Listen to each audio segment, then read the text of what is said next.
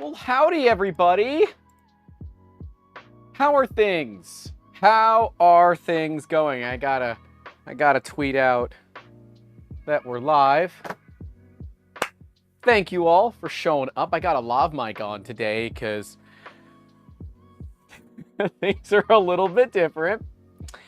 If this is your first time seeing the Mark IV build stream, cool. You have missed nothing, kind of. You've missed a little bit.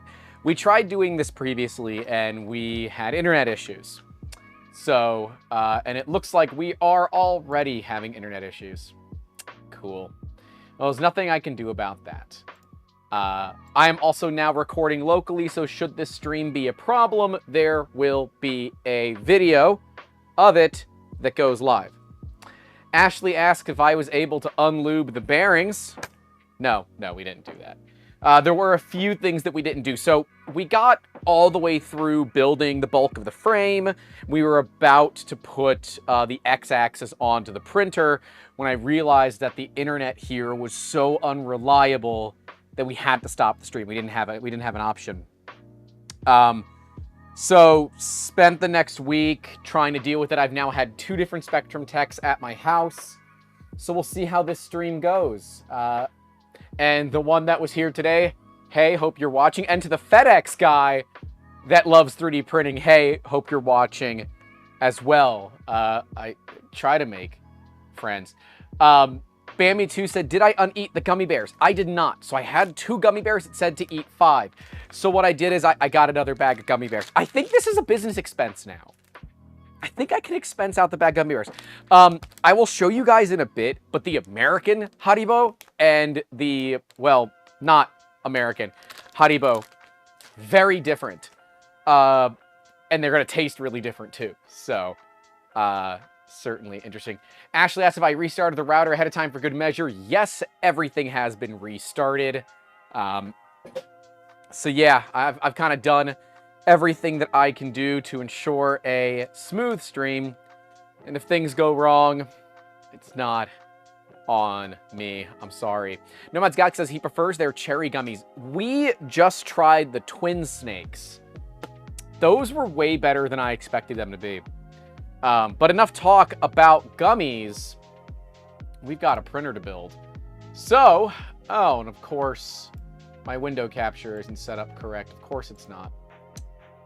So we are going to be working on building the frame for the Mark IV. Something that kind of need to get done here.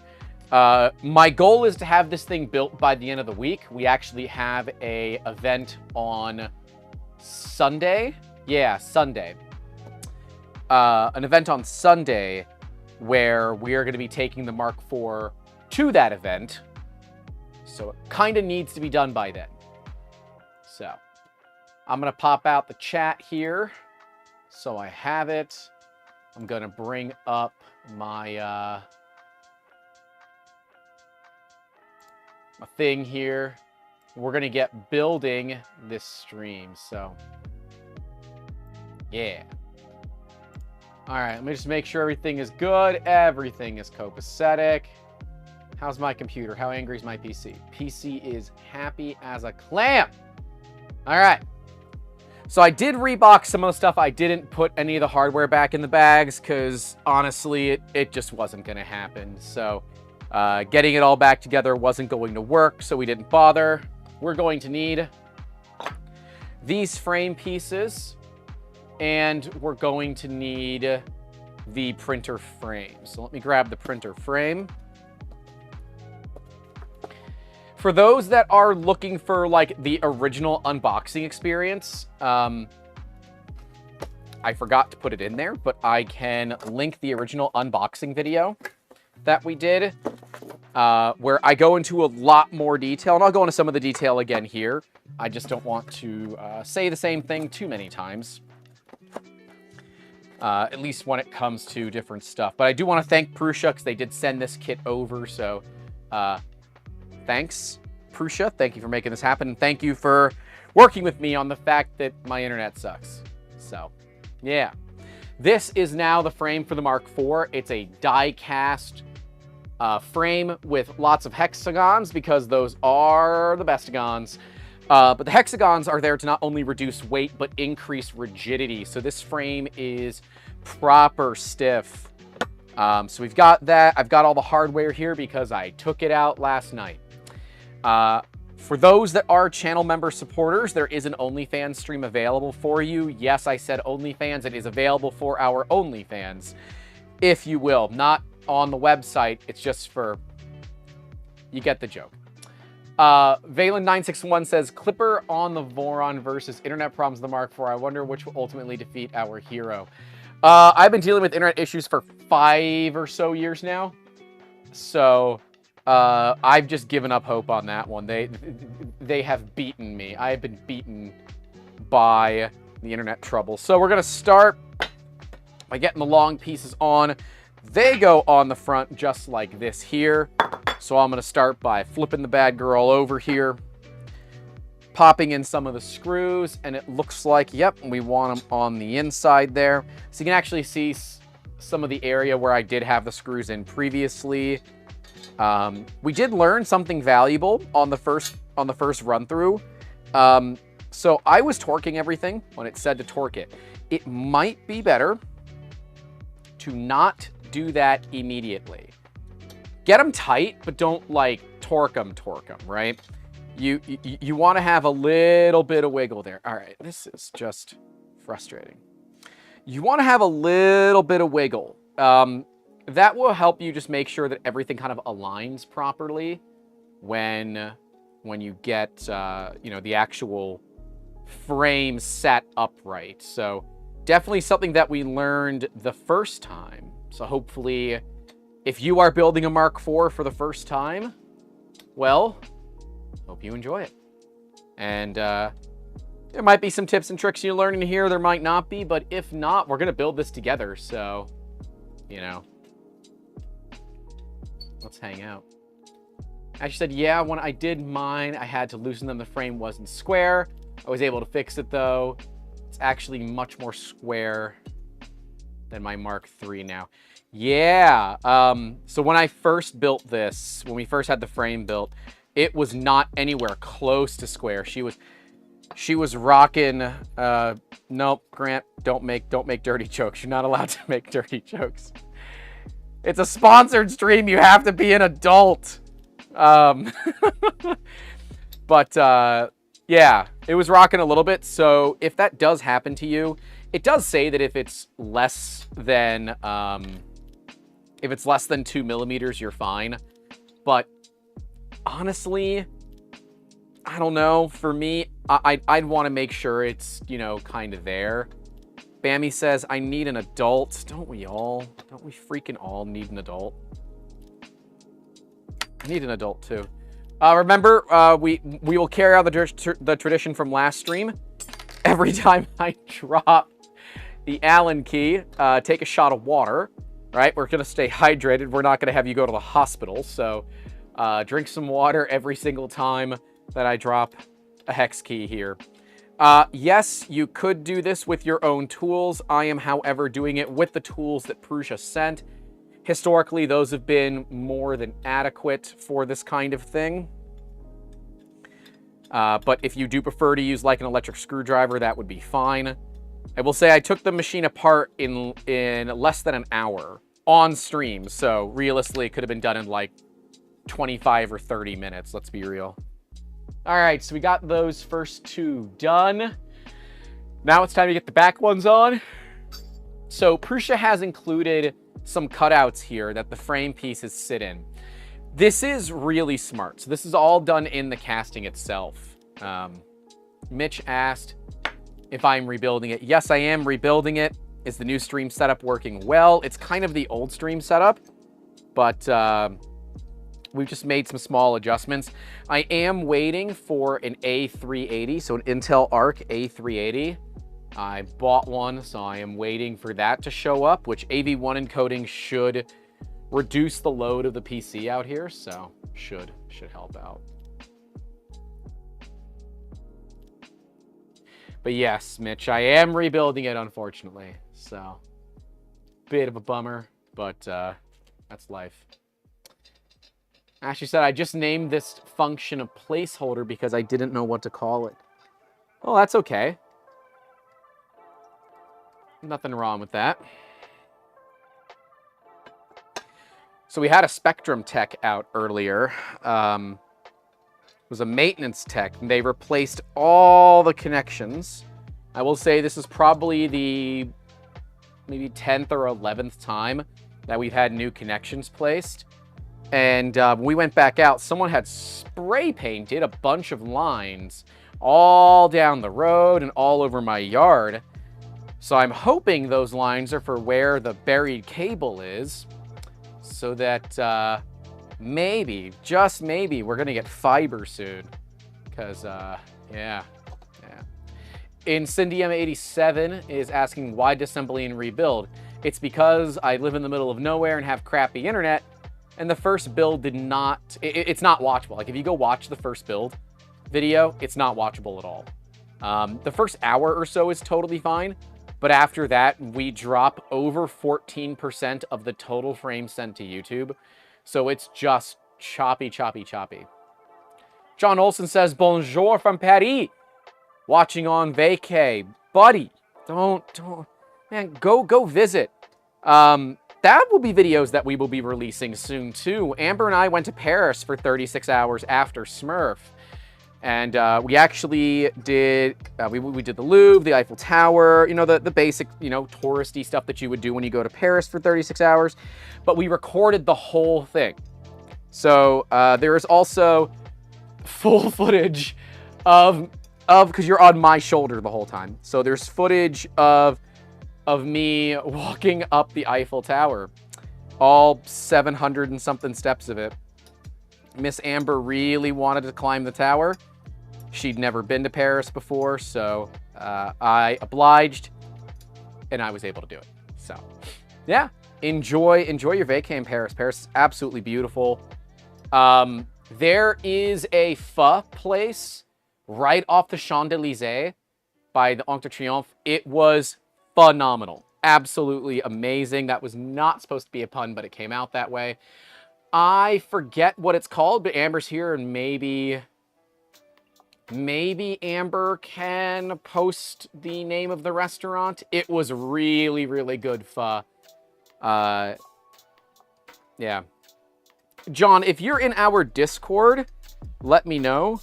I can kind of send you what our itinerary looked like for when we were there. We didn't do like any like specific tours. We just booked the stuff that we wanted to do and just walked. We walked everywhere. We almost never took the subway. One, I wanted some fun content for you guys. But two, I think it's more fun to walk. Disney 2 for the kid. Yeah. Amber's doing some food prep. Okay. Yeah, if you like Vietnamese pho, there was a place that we had. It was so good. I know this has nothing to do with the Prusa. Well, it kind of does, because the week prior to that, we were at Prusa touring. Of course, videos will be of that as well in the Discord. Wife arranged it all. Okay.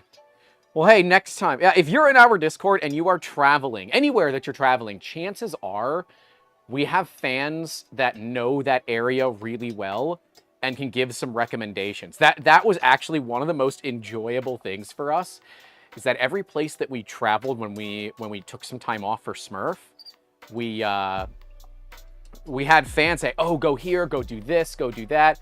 Like for the Louvre, do the audio tour.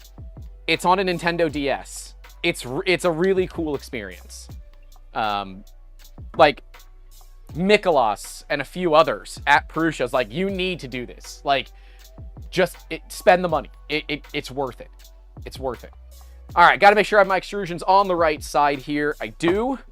Wonderful. Those are good to go. We now need the front plates, which I have perfectly right here. So we have our back plate and our front plate. It's like I've done all this before. Unfortunately, I kind of have. All right. Flip this thing over. So part of the reason that you don't want any of this, and that's right, John Olson is in the Discord. Louvre trip on agenda and lots of food. Yeah, gotta do lots of food. When we did the Louvre, we chose the earliest possible time in the day. And we arrived about an hour early. It was the best decision. It was so the best decision. Ashley says this isn't any different than the Mark III at this stage. So yeah, you've done this many times. I have. And in fact, we definitely don't have more stuff from Prusa. Definitely don't. So there will be more Prusa streams coming up. I don't want to give them away too much, but I feel like you all might be able to figure out what we have. So, also, fun thing, at some point, the breaker out here blew last night. So when I came out here to get ready for the stream, like 30 minutes before we were going to stream, AC was off. So it is freaking hot out here. For those that are wondering, it is 97 degrees Fahrenheit outside right now. And about, I'd say it's a good 70 to 75% ambient humidity for sure. So, Florida things. MMU3 and MK3.5. There is not an MMU3, at least not yet. I didn't even discuss that. That's probably my fault for not discussing that. Oops. So while it does tell you to, you know, tighten screws fully in a diagonal pattern and all of that, I am not going to bother doing that immediately. I think that it will, once we get it set and make sure that it's not wiggly, then I'll go ahead and tighten everything one at a time. I feel like that will save a little bit of time. We'll see. If it does, it does. If it doesn't, it doesn't. We'll find out.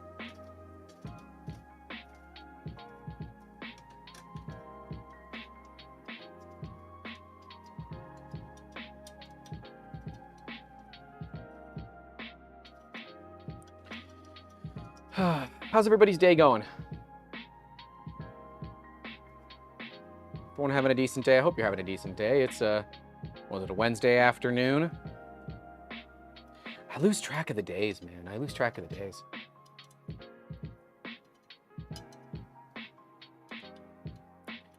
Valen said, I mentioned that BTT was working on an AMS equivalent. Is it based on the Voron ERCF, or is it something they made from zero? I have no clue. I didn't really talk too much with Luke about the open source AMS off camera because I only really found out about it when we were filming. So there's one video left for Rocky Mountain Rep Rap, and it is one that I still need to produce. It's just going to be talking about all the cool booths that we saw, and unfortunately all the cool booths we didn't get to talk to. So one more video left. Probably will come out Monday. I don't know. Haven't figured that one out yet. All right. We got that done. Now we can move on to do the back panel with, for those that are ever curious, there's the serial number for my machine and the QR code.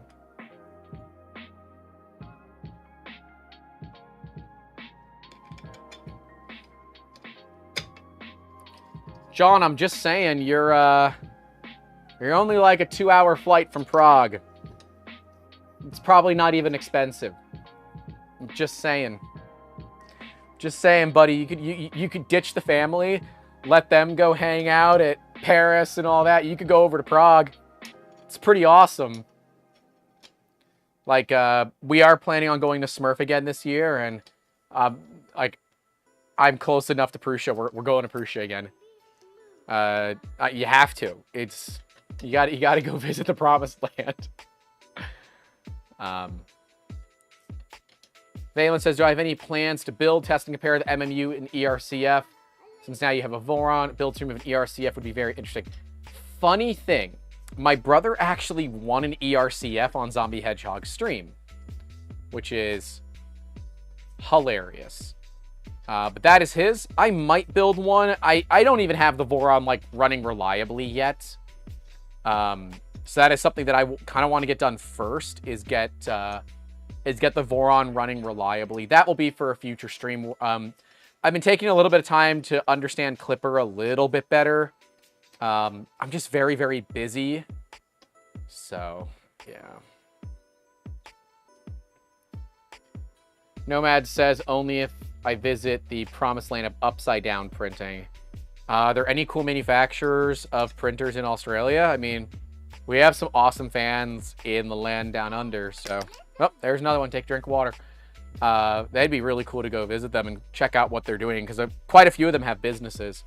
I actually find that a lot of our fans that are in the Discord have businesses, which is pretty cool. It is at the $10 tier and higher, and I'm live streaming pretty much every night in there, like on just hanging out in Discord. And there have been some people that have been talking about, you know, how they won't support creators that have paywall Discord servers. I'm like, I looked at it. There are so many that do, so I don't think I'm in the wrong for it. I initially thought that maybe we were in the wrong for it, but then I looked into it and we were okay. Nomad says it's also the promised land of chocolate printing. It is, but it's also the promised land of unseasoned beef. Still, I'm upset. The fact that I drove into Philadelphia, because we were going to scan the flyers. This is a couple of years ago. We were going up to scan the flyers right before East Coast Rep Rap. We work a lot with sports teams. In fact, on the 10th and 11th, I'm going to be scanning the Tampa Bay Buccaneers. Again, it's like the 3rd or 4th year in a row. But we went, and nobody really told us where to go. And the restaurants that we went to didn't season their beef for the Philly cheesesteaks. I was upset about this. And I even got one traditional with provolone. Or no, one traditional with the whiz. And then one my way with provolone and onions. And no, I needed to add salt. It was upsetting. All right, so we have it all down. I'm going to slowly look at giving these a little bit of torque. If you only knew me long ago. Well, yeah. Or rather, if we only kept in touch. This was before we met, so it has nothing to do with you. If anything, blame Ellie. And how does she return that? She throws snowballs at me. And if you are a channel member supporter via Patreon, PayPal, or even here on YouTube, you can see the extended cut of the snowballs with Ellie. I recorded it on our 360 camera, which I have been enjoying. We met in 2022. I think that was the year that we scanned. Did I have a briefcase with me? If I had a briefcase with me, that was the year we scanned the flyers. I'm fairly certain it was that year. That was actually a really awesome one because everything, like the money that I made from scanning the flyers paid for everything for East Coast Rep Rap. So that was actually really, really convenient because otherwise these events get pretty expensive when you're out of pocket. Yeah, it must have been 2022 then, because 2023 was last year, and I didn't scan the flyers last year. It was only the year before that. So yes, it's not your fault, Nomad. Although I'm happy to blame you if you want. I'm fine with that. Fan said I'm actually doing the drinking game, but using Fernet and Coca. I'm going to end up blind if you keep dropping stuff. Well, maybe you should just do shots of Malort. You could do that if you hate yourself. All the Chicagoans, whatever, just like perked up. They don't perk up for gunshots, but they'll perk up when someone says Malort. People hate Malort. It was not that bad. Did a shot of Malort with Zach Friedman. We have a fun photo for it. That was a really awesome night. I had a lot of fun that night.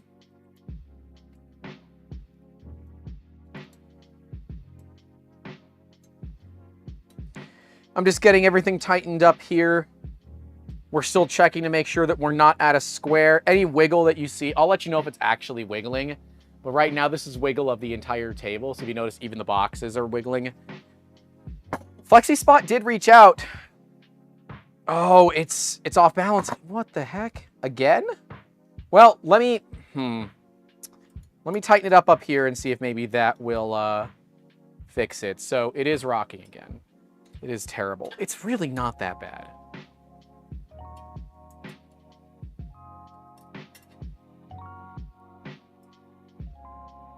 I mean, look, it's not good, right? I'm not going to say that Malort was enjoyable. It was not enjoyable, but it was, you know, it was positioned, because I've never had it before, at least I don't think. It was positioned to me to be the worst drink I've ever had in my life.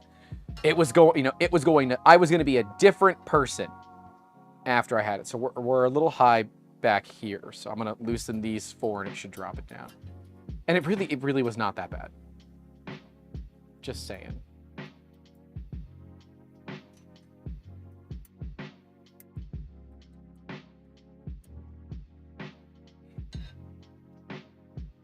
Ooh, we're still...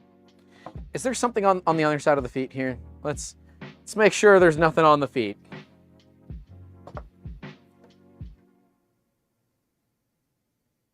Yeah, there still is. All right, I'll loosen this other side too. I want it to be flat. I know that that's kind of dumb and not many people are going to agree, but I really want the frame to be flat. I understand that the rubber feet...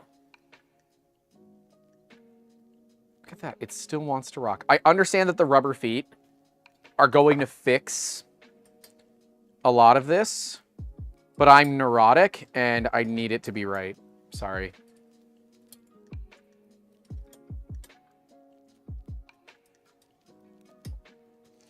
So now that like the bulk of the Rocky Mountain coverage is done,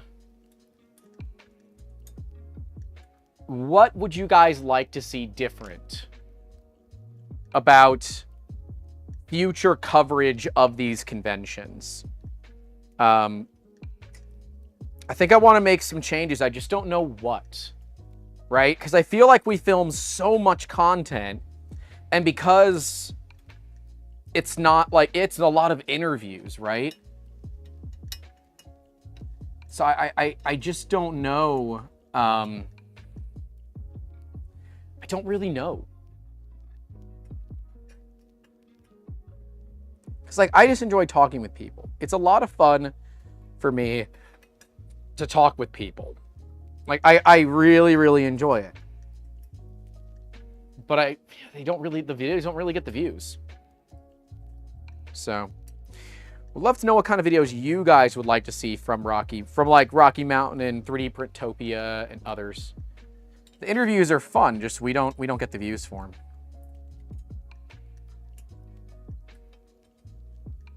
I understand why Joel does his 60-second videos, though. Like the whatever it is in 60 seconds. He didn't do one for Rocky Mountain. I don't think he's doing them anymore. Because, again, they don't really get views. I don't know. You guys will have to tell me what you might enjoy, because I want to change things up a little bit. I know we're going to focus on, you know, being more immersive with the content.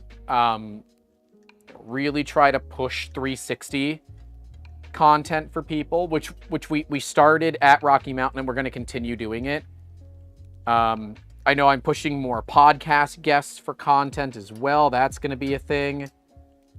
All right. I am happy with that. Boom. I forgot to put... It's fine.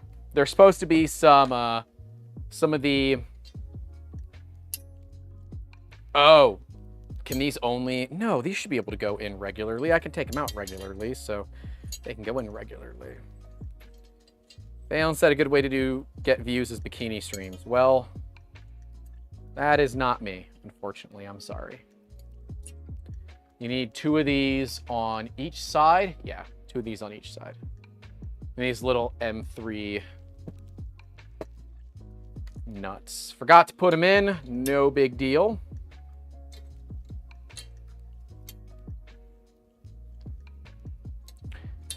Nomad says that we have to do another podcast in a few months when Positron's been on the market. I think we should. I think it'd be really cool to do kind of like a post-mortem, like things you would have done different kind of show. You know, things that went well that you didn't think. Things that went bad that you were expecting to go bad. Stuff like that. I think that might be like a uniquely interesting stream. You You got that in without removing the front. I had to remove the front. Yeah, they pop right in. It's no big deal.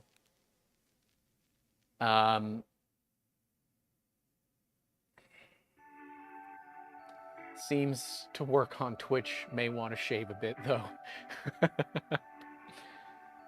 Build one together, like Amber and I?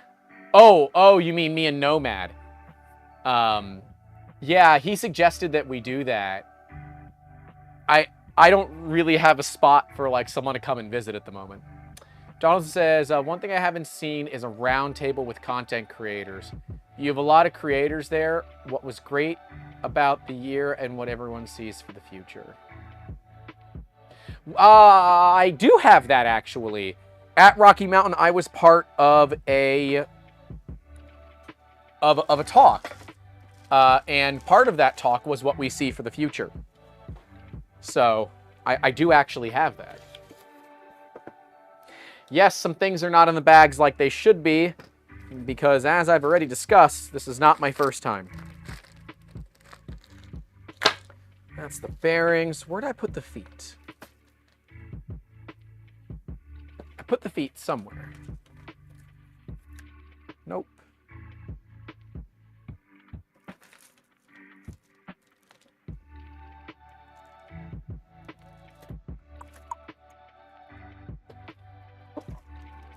There they are. I put them back in their box, in their respective boxes. I tried but couldn't get it in that way. Well, I guess I just tried harder. I don't know. There's also some... I gotta see where it was. Is it after this? Yeah. Yep. Okay. So... we're going to get the feet on there. And then after the feet, we have some cable management.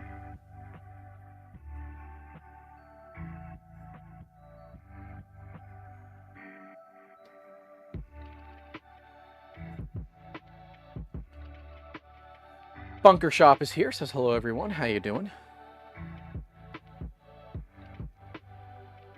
What a good printer, Chris A. Hogan says. I built mine last year and just upgraded it with an MMU3. I have actually, so my only experience with a Prusa MMU is like secondhand, right? So it's like other people's MMUs is my experience with an MMU. So it's just kind of funny. How much is that kit? I think they're like $900. But we were thankful. Prusa decided that we are cool enough to get sponsored. So Prusa did provide us with this kit. Affiliate links are below if you do want to get one. I love my Mark IIIs. Absolutely love my Mark IIIs. I think that they are some of the best printers ever made. I recognize that in current times, the Mark IIIs, they're slow, right? They're very slow. But that's okay for me, right? Reliability and me not having to, like, all the time do maintenance on it and that kind of stuff is well worth the cost of admission and well worth the speed. Oh, that's right, Bunker Shop, you're in Miami. I forget that. Aren't you? I think you're in the Discord server now too. I feel like you are. Is there?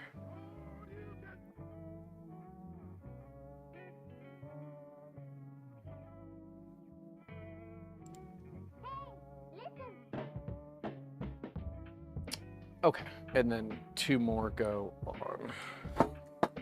on this side.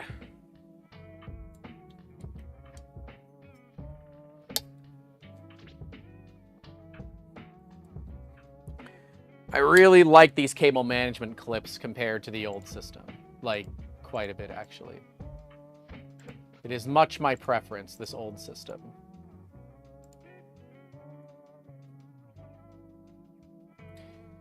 F3DPF says they're liking the Discord, by the way. Great community. I'm glad.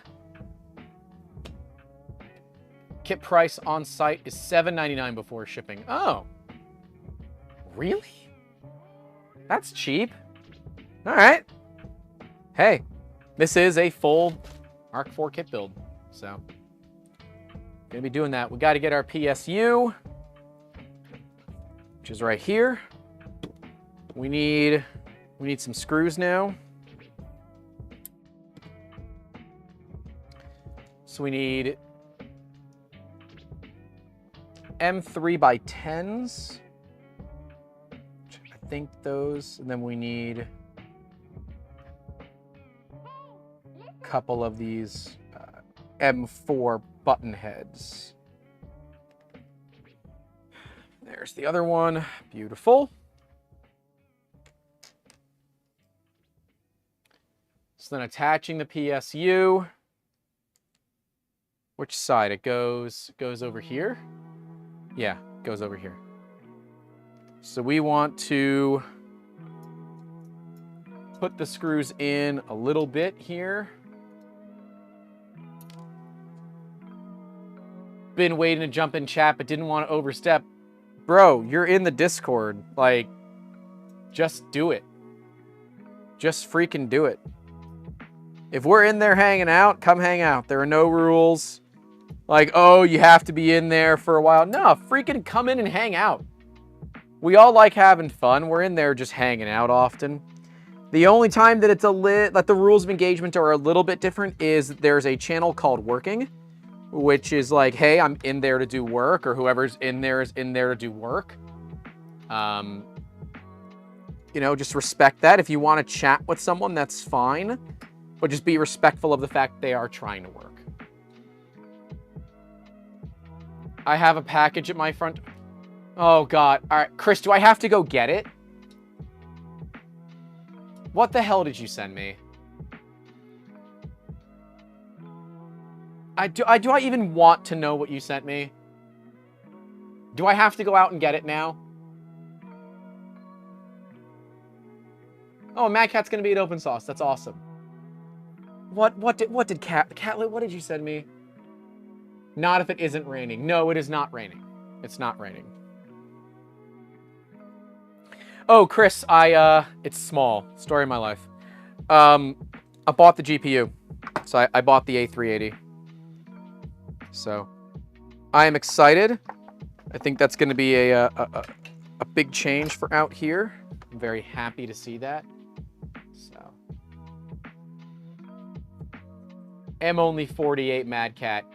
Oh, all right. I'll let Mad Cat say it. I'll let Mad Cat say it. Chris said I have 2 now. No, Chris. You didn't. No, Chris, don't. Chris, I told you I was going to buy one from Reddit.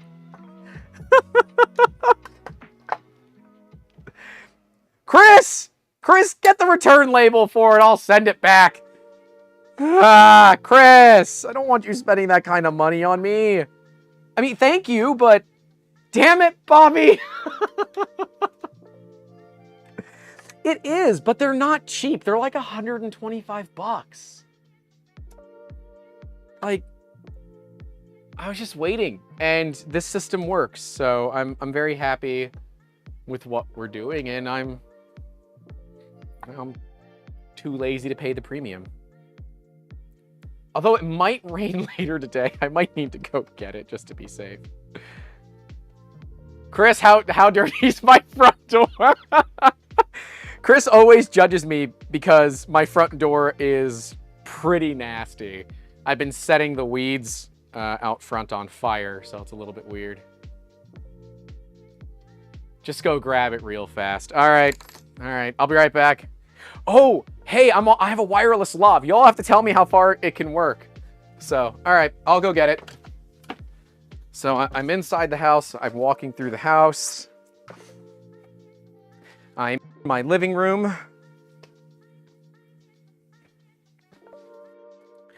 I am walking up to the front door. Front door is open, and there's a package.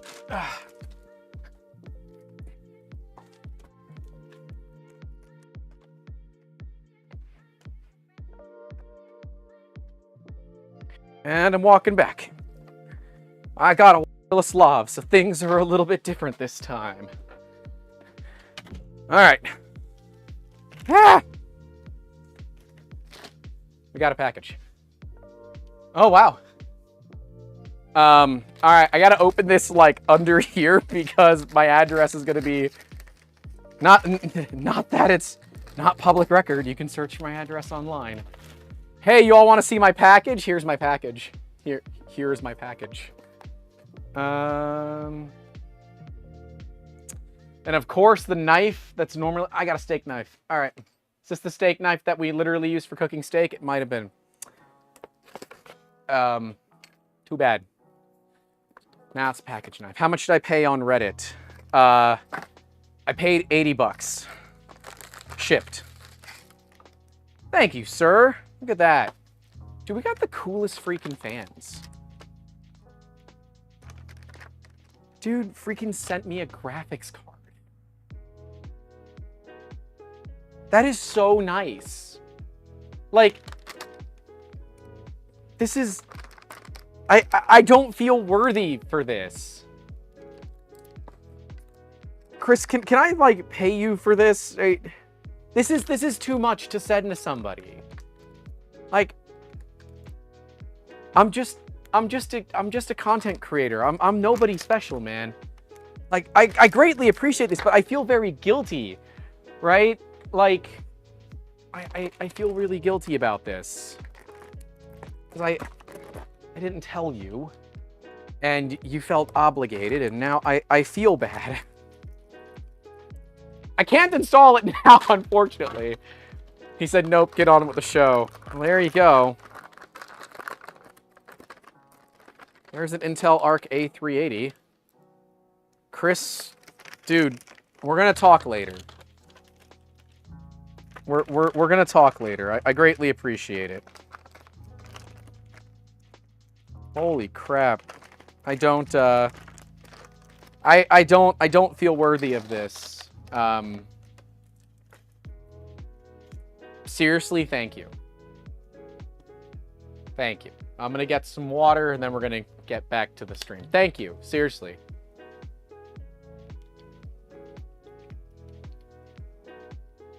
I don't feel like I've earned that.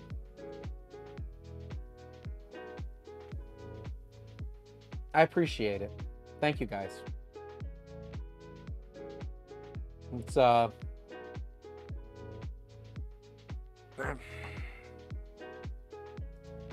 thank you. Seriously. Now back to me yelling at a laser gunner. Good luck. I wish I could help. I wish I could somehow return the favor. I feel like you do a lot for me, and I don't feel like I do a lot in return. Thank you. Seriously.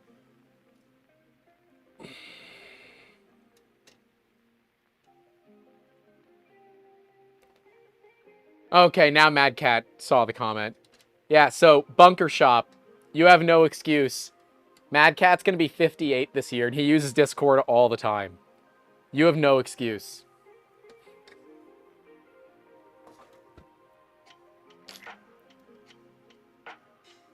I was going to make a joke, but Mad Cat works with us now, so I have to be, like, I have to be professional. All right, we got that done. Power supply is now mounted. It's a pretty simple thing to do. You just slide it into the two bolts right there. You tighten the two right on the front there. Then you tighten the two on the bottom, and you're done. You got that one done. Now we're going to go to the other side. Please don't fall off the table. Please don't fall off the table. We're going to get the buddy box. Now, this is one of the different things that Prusa did.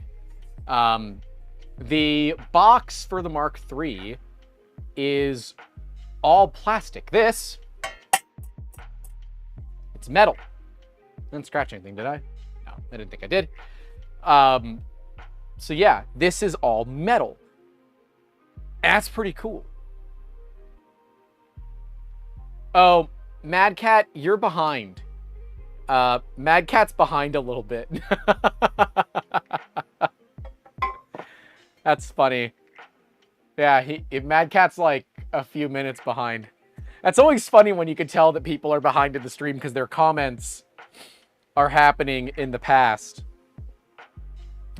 All right, so for this we need M3x6. We need 9 of them, which I've got 1, 2,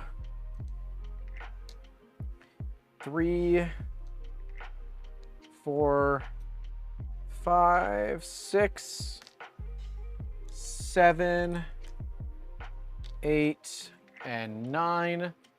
We need M3x10. We need 2 of them. Should be these.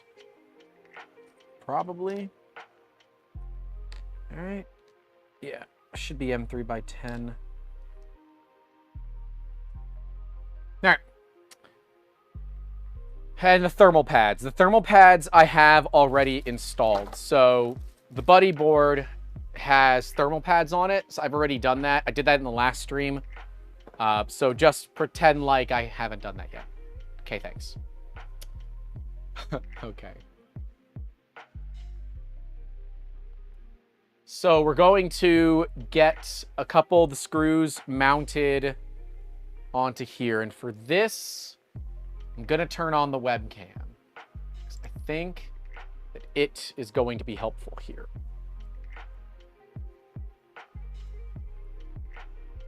So now you guys can see the side view of what I'm doing here. So we got to get a couple of the screws mounted in, which if we look, it is the inside screw holes. So we'll get those all mounted in. You just want to barely get a couple of threads deep, just enough to get them to stay in and be relatively solid. That's probably good.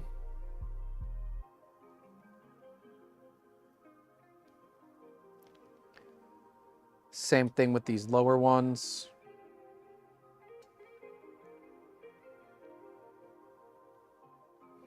I'm surprised we didn't do at least one 3.9 and a bunch of 3.5s.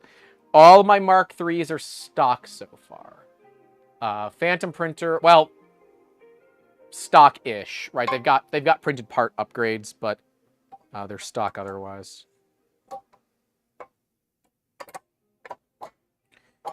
So the other thing that we need to do is the 2 M3x10s. It is best to put those in now.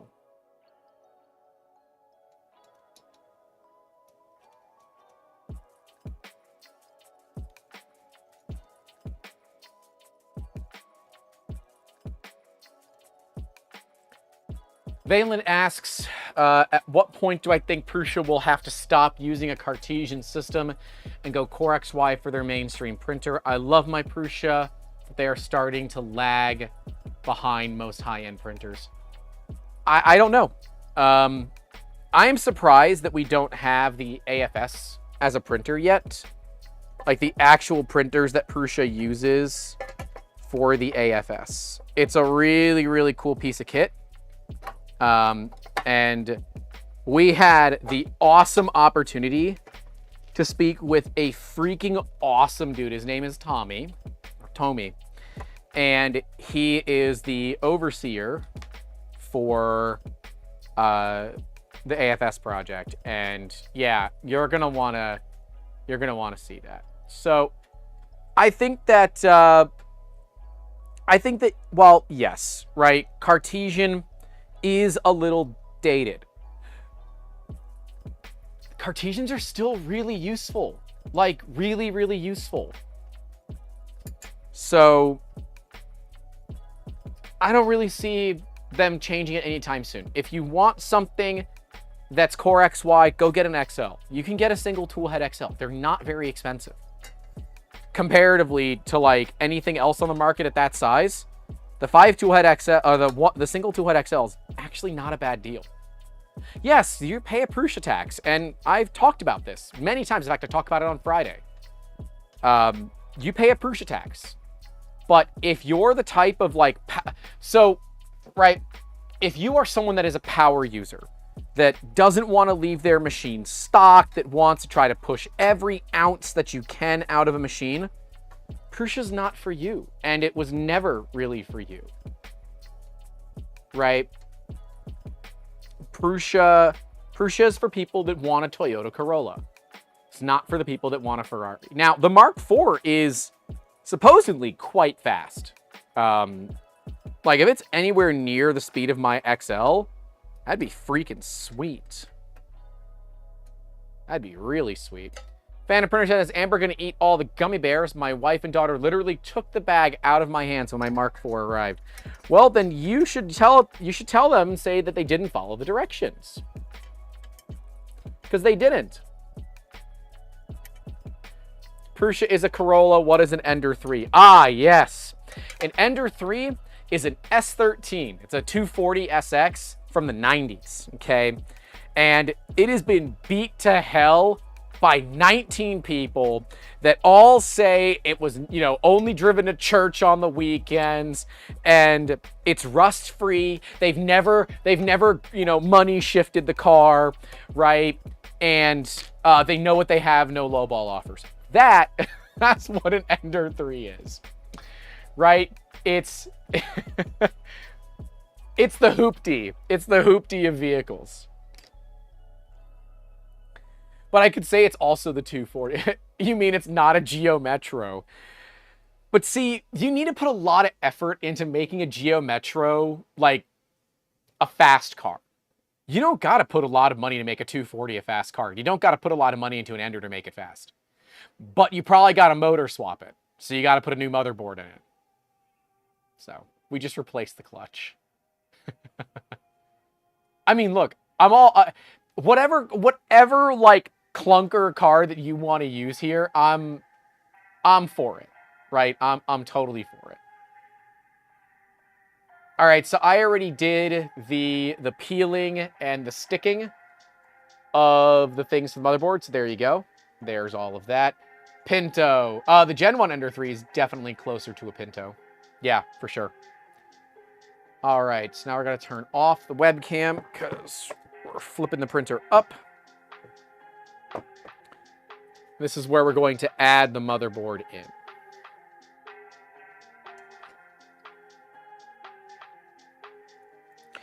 I mean, look, if I want to make a comparison that I actually have, like I have a 2002 Honda. 2002 Honda Accord. It's the EXV6. So it's the J30 motor with the transmission made of glass. The motor, like Prusa, the Mark III's a VTEC, right? It's an old school Honda VTEC, right? They weren't rated for a ton of power, but as soon as you got them over 4,500 RPM and the little solenoid kicked in and gave you a larger cam for your intake and your exhaust durations and lifts, you made at least an extra 20 to 30 horsepower, generally speaking, if I'm correct. And yeah, Prusa kind of has their profiles built like my car when it is sub 4,000 RPM. It's not the fastest car on the planet. It'll merge onto the highway, but, you know, it's not having a great time. But as soon as you let it breathe a little bit, you're like, oh, okay, I got it. It's cool. I can dig it. It's not fast, but it's faster than you thought it was. And I'm okay with that. All right. What's the printer equivalent of VTEC? Input Shaper. No. Input Shaper is a turbo back exhaust, right? Input Shaper is the turbo that you don't see. That's what Input Shaper is. It's the Honda with the laptop in the passenger seat and the GoPro mount facing out the passenger window. That's Input Shaper, but it's a sleeper. That's what Input Shaper is in the car world. And what's Bamboo? Bamboo is probably the Scat Pack Hellcat, right? They make a crap load of noise. People leave the bumper, the little stupid yellow bumper covers on them. Yeah. Not input shapers, powered steering. Well, wait, hold on. See, because power steering is not often what you think it is. My car has power assisted steering. It's still a rack and pinion, but it has a power assist. See, true power steering is really, really different. And is actually closer to what like the Cybertruck has, right? The problem with the 4 gears is no matter how far you go, you still in gear 2 at 3,000 RPM. Well, you know, that's what happens. Valen 961 says, so Clipper is a full standalone ECU. Maybe we could go deep with these analogies. Yeah, I got to go to Hector and get 2 of the big ones. Because, you know, they're running Hondas with spoon engines. Mr. Grinch says Bamboo's more like a riced out Civic. It's not. No, it's not. Bamboo is absolutely the Scat Pack Hellcat. And here's why, right? And it's probably a Hellcat with Scat Pack stickers on it, right? Here's why. You can get them for cheap, and a lot of people want to sell them, and they'll sell them to you at exorbitant rates, and people buy them like crazy, but they don't know what they're doing with them. So they often break them, and instead of knowing how to repair their cars, they have to go to somebody else for assistance, right? And they end up crashing them because they do stupid stuff with them. So, yeah, an up badged. Yeah, looking at you, BMW and Benz. We really could go a distance with these jokes. Oh, and it's time for my favorite tool! Yeah! All right. First off, tips. Just the tips, all right? For your zip ties, cut a hole. Cut a slot in the middle of it. So when you pull your zip ties out, the rest of the zip ties don't fall out of the bag. They don't fall out of the bag. Okay? All right? This is the tip. It's the tip of the day. Just the tip, and only for a minute.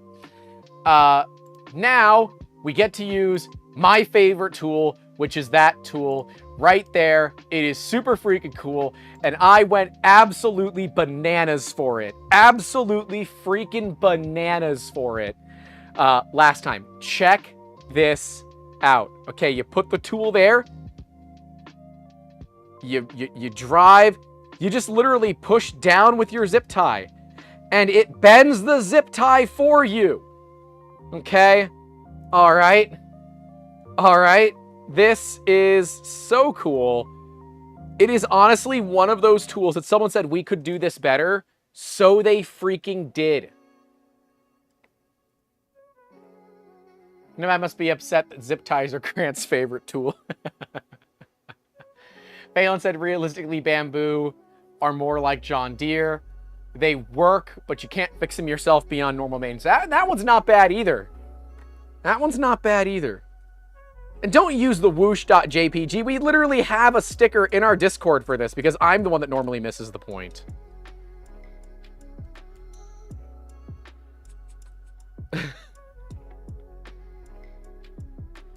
I'm the one that normally misses the point. That's my job.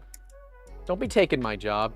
But no, seriously, whoever designed this tool in Prusa, thank you. Thank you. Because this is brilliant. This is an absolutely brilliant tool and is just one of those super, super cool things. I will say the second time around, this is so much faster to build because I kind of know what's already coming up. So, A+. A freaking plus.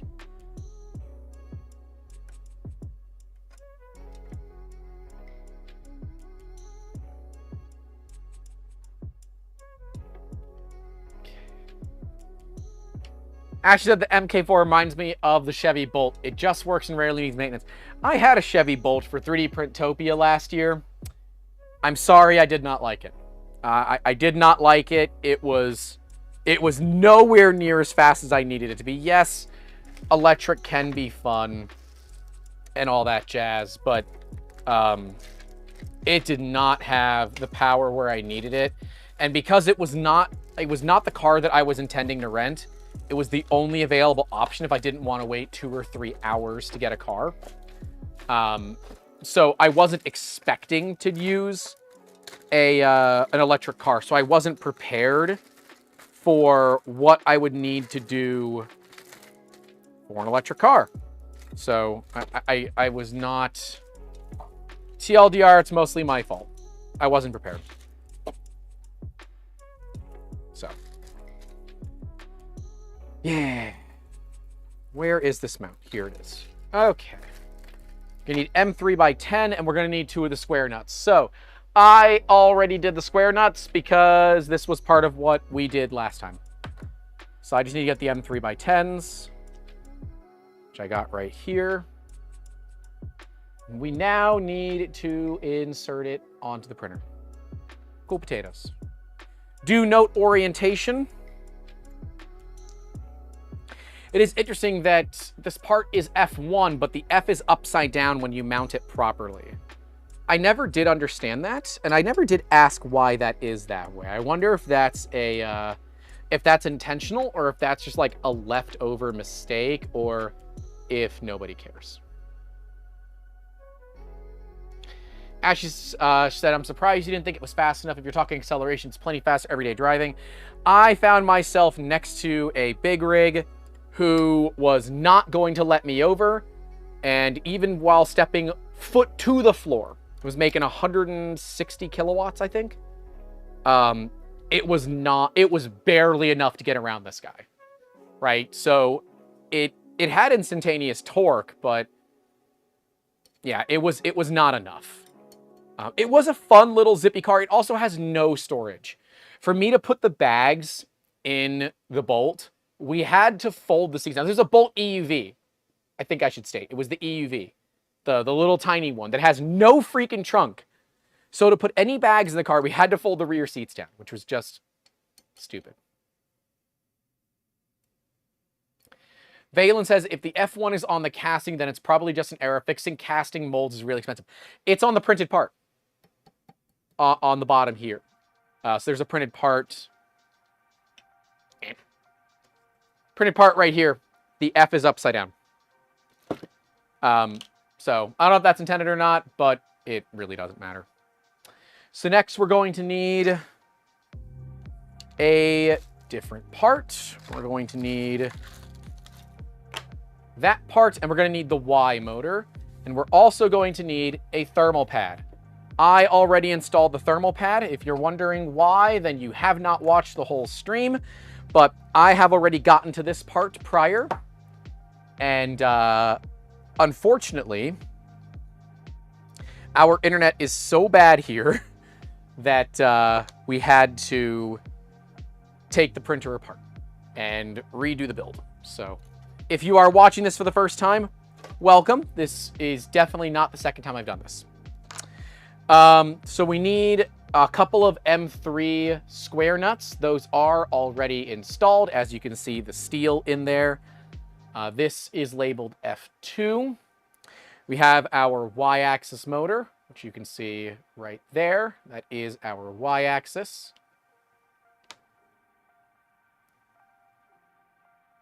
So now we need to get it on. You will need to note the direction of the wire for the way that this goes on. It goes on just like that. Okay? Okay. What other screws? M3 by 18. Okay. M3 by 18. I don't remember which of the 16s, which of the 18s, so let me find those. I think it's the dull ones of the 18s. Yeah, the dull ones of the 18s. It's not a dull one. You're a dull one. I'm like arguing with commenters that don't exist. Gonna get these pieces put in here. And we're gonna look to get that installed, Rooney. Where did I put...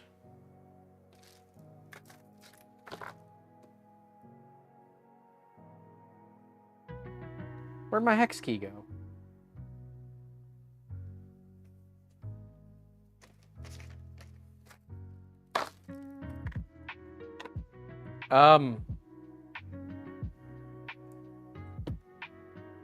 I gotta find the hex key. I don't know where I put it.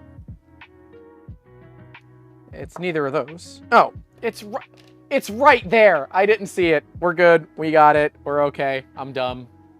Ignore me.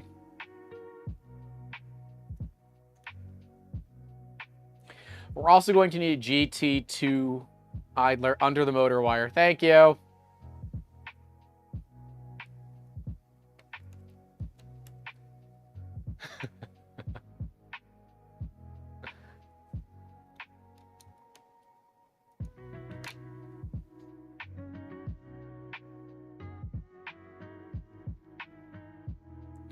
All right, now we need to get the pulley.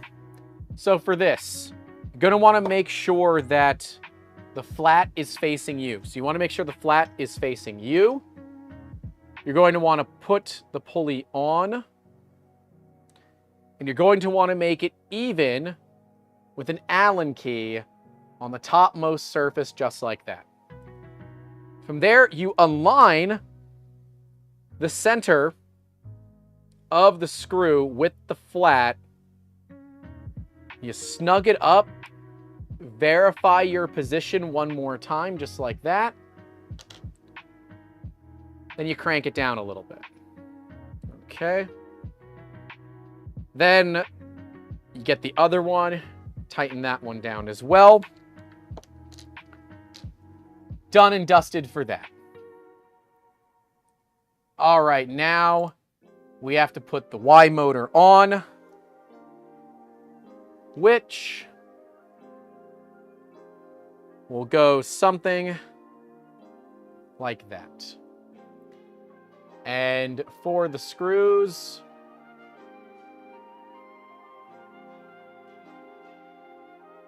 I forget the screws that we use.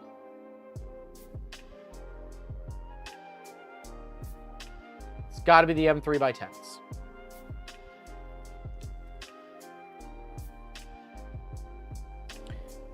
And so that's a really smart idea from Prusa to sink heat into the frame. That's something that the Mark III did not do. It didn't have motor heat sinks, and in fact, we often did something like this on our Mark IIIs to just kind of help them along, if you will. Was it required? No. But if you wanted to run a Mark III really, really fast, I just felt a little bit better doing it. It was not in any way, shape, or form actually required. But, I mean, it made me feel better. So, yeah. All right. So, we got that done. Yeah.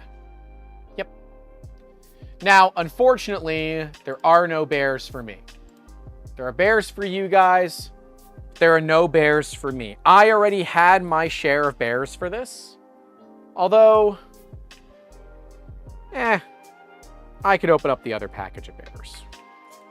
I went through it. I deserve some bears. So, fun thing, this is 100 grams of gummy bears. This is 120 grams of gummy bears. Look at the size of the packaging. The other thing I want you to look at the colors. You see the colors of the ones there versus the colors of the other ones. So the big package is the American ones.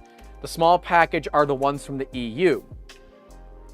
The big difference is that the ones from the EU are without artificial colors for sure. And I'm not certain if they're also without artificial flavors, but no artificial colors in the EU ones. My mouth is literally watering. I love Haribo. Das mein Kindinfro. Yes, absolutely. Got to get the steak knife, obviously, because we're degenerates and all we have available is a steak knife. So if you got some gummies, enjoy some gummies. Is there corn in the EU version? That's a great question. It is not in languages that I know. So I'm sorry. I'm assuming no. I'm assuming it's all real sugar. Also, I don't know about you all, but I like my Haribo.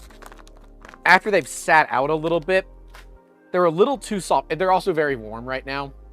So, yeah.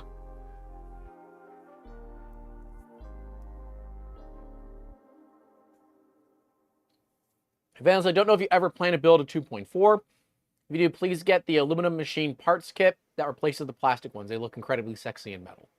All right. I can do that.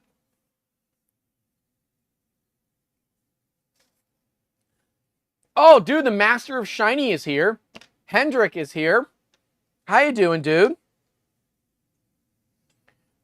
Dude, it was awesome getting to talk to you at Rocky Mountain. I was so excited for that. I am still excited for that. Your stuff is absolutely insane. If you don't know who I'm talking about, click the channel, Hendrik Electroplating 3D Prints. It is exactly... That channel name is incredibly descriptive for what it is. He is the god of electroplating in this industry. It is so freaking cool. We got to get you on a podcast, dude. We got to do it. I want to talk, like, at length, like, way more than we did at Rocky Mountain. I want to talk on a podcast all about it.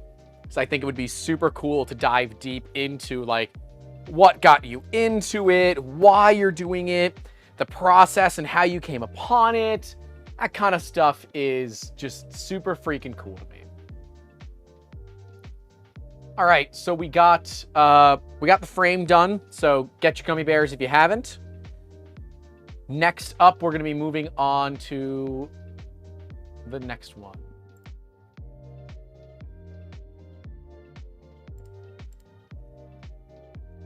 All righty, let me pull the chat back up so I have it.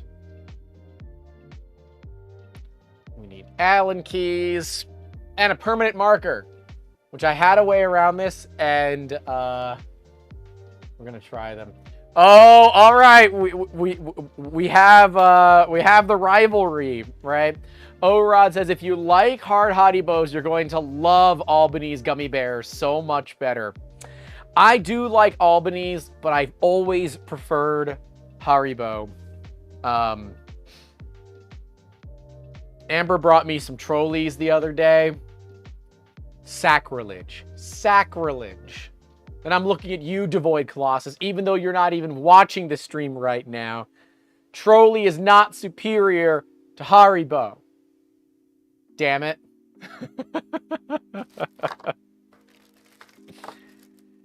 Hendrik, what are your favorite gummy bears? Who makes the best gummies?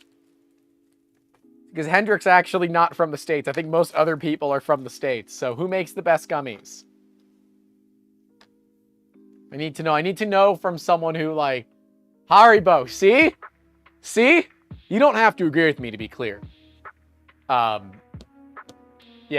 You don't have to agree with me. It's not a requirement. All right. We got our parts. Look at that. I color corrected. So now they look orange and they don't look pink. Haribo Colorado, actual. Is that like a weed gummy reference? Is that... I don't even get that reference. I think that's a weed gummy reference. If it is, hell yeah, brother. Go for it. So we need M3 by 25. We need one of those. That is probably that one. We need M3 by 16, and we need 4 of them. So let's get those 4. They'll be the shiny ones this time around.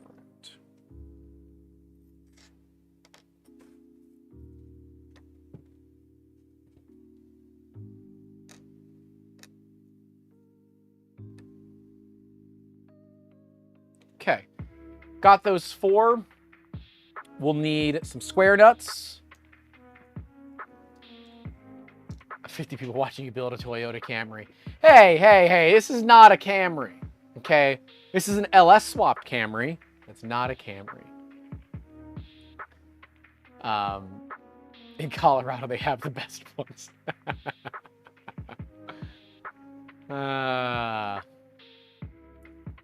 Cheetah Kid said, I have a Haribo factory a few miles from me. Brother, I would be Augustus Gloop up in that mofo. Absolutely. I would get so heavy. I would get so heavy.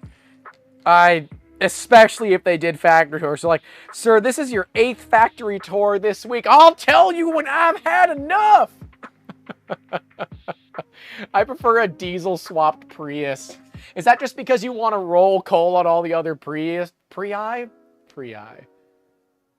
The moment I said I saw my typo.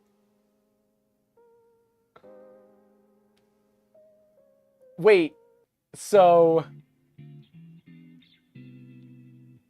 Colorado?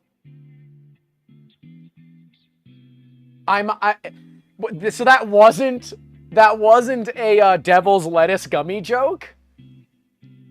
I don't know. I'm confused that I need some help on that one. All right, let's get some parts installed. So I have that square nut already installed there because I couldn't get it out. Too bad. The M3x25 goes in here at the top.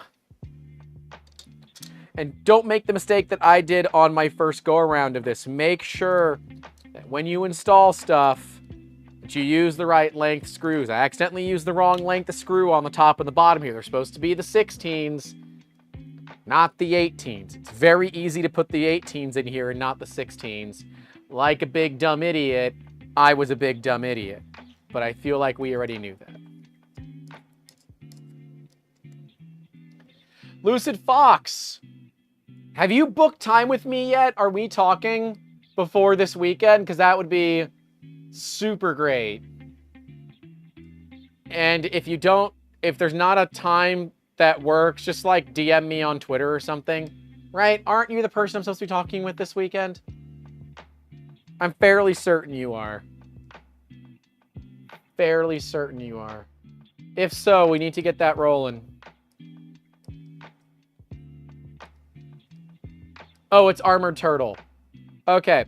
Well, then y'all need to get, like, just book a bit of time. Please. Because I don't like going into podcast blind if I don't have to. I can. It's like, I can do it. I just don't like to.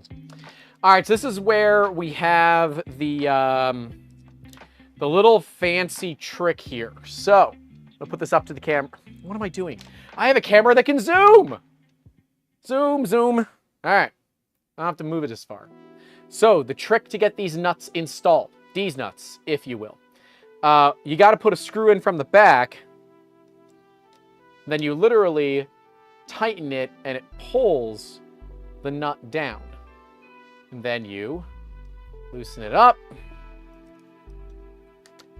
Lather, rinse, and repeat. Yeah, I can totally do the podcast blind. So for those that haven't figured it out, Armored Turtle and Lucid Fox, I believe. I don't know if they're together or not. I don't freaking know how that works. This is why I don't like to be blind on things. They're going to likely be our podcast guests for this weekend. We're going to be talking all about, they have got a really cool project. I don't know if they want to mention it in the chat, but they have a really cool project from Rocky Mountain. They're one of the first people to reach out and say, hey, I saw your tweet that you want to talk with anyone that had a table at Rocky Mountain that you didn't get a chance to talk with. We would love to talk with you. I'm like, all right, hell yeah. Gotta do it. Let's get it done. Okay, there we go. Lucid Fox says it's Armored Turtle's project. I'm just family who assisted with the trip to Rocky Mountain. I got you.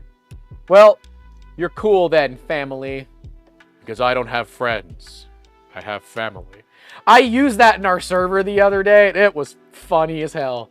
We got a lot of car people in our server. So it was a great joke. I was very proud of myself for that. All right, I'm zooming back out because it's weird to be so zoomed in. Okay.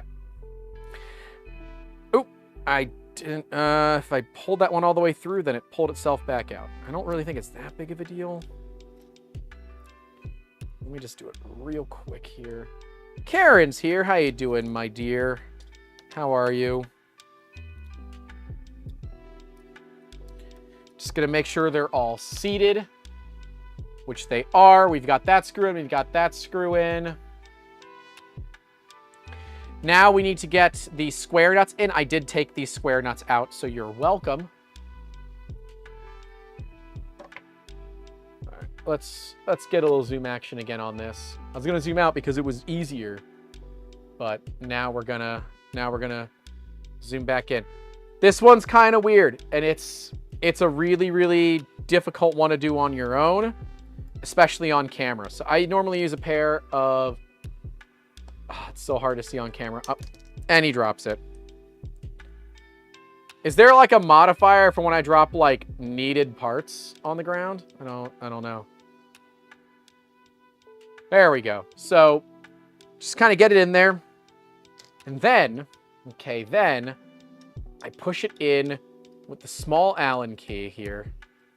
And then to line it up, I put in the Allen key and just kind of bend it to get the hole pretty much lined up. So yeah, there we go. Holes lined up. Let's get this one in. Same deal. It's pretty close, but give it a little bit. There you go. Done and done. So we got that part on. Good to move.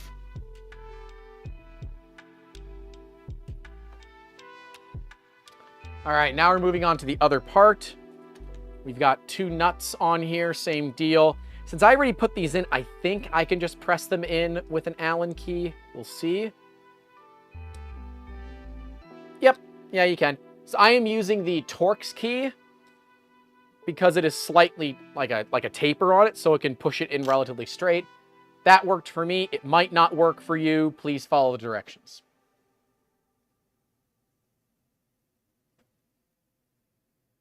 Then there are two square nuts. We have one here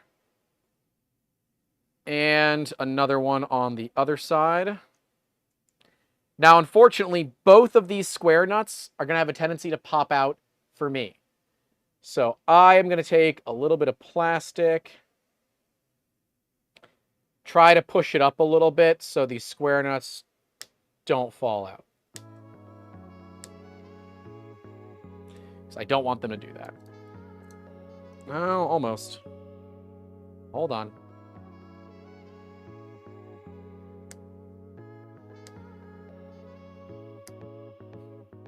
There. Okay. All right. RC Maniac says, what's this, a working stream? Story of my freaking life, dude. Story of my freaking life. All right, we got to get the top and bottom screws in. They are both the 16 millimeter once again. Make sure it's a 16 and not the 18s.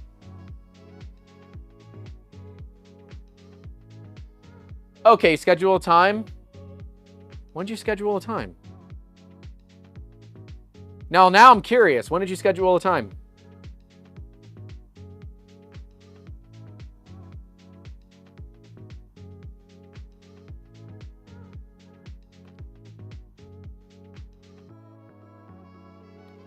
Oh, Saturday. DM me on Discord. DM me on Discord, because my Friday just opened up. I was supposed to be going somewhere on Friday, and it does not appear that that is happening. So, DM me on Discord, or just DM me on Twitter. Either one is fine. We'll see if we can meet on Friday. That'll give me enough time to make a post about it and stuff on Saturday, if that works for you. This week was supposed to be really freaking busy. I will say I'm much farther the second time around, so that's a plus. Actually, so far we've lost 669 frames. Nice. Which I will accept at this point.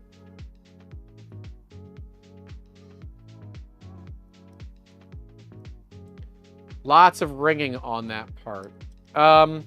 Yeah, some of these do. Prusa's farm quality is not the best. They're not meant to be. They're not producing perfect parts. It's not their goal. Their goal is to produce parts that work. They're not here to make the prettiest parts on the planet. If they were, it would take them longer. And longer means more money. So do you want to spend more money or do you want it to just friggin' work? I'm okay with it just friggin' working. That's just me, though. Camera really hates the orange, though.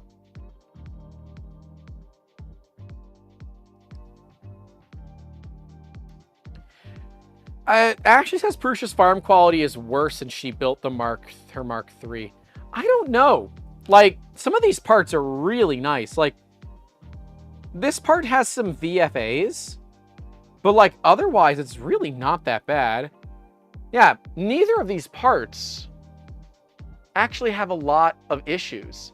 You might be seeing camera issues, but there's really not a lot of ringing on it. I'm actually really happy with that. I think those look just fine. Hey, it's the bearing time. All right, so this is where we start to necessitate a deviation because I already lubed my bearings. I already did this. So, you gotta use the Prusa lube nozzle. They even give you a lube nozzle. But you gotta use the Prusa lube nozzle. So, make sure you lubricate your bearings properly. I already did all of this, so I'm not going to do it again. So, we want to install the bearings such that, I don't know if the camera's going to pick it up. Yeah, a little bit. Such that it makes an X pattern on the base. That's kind of what we're looking for. You can see that here. That's what we're looking for.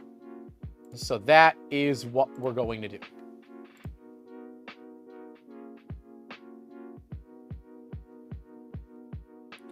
Ash said my MK4 is probably during a mad rush. I don't believe that's a thing. I don't believe that's a thing. For sure. I already put the rubber pieces on. I left them in from the previous build. So, sorry.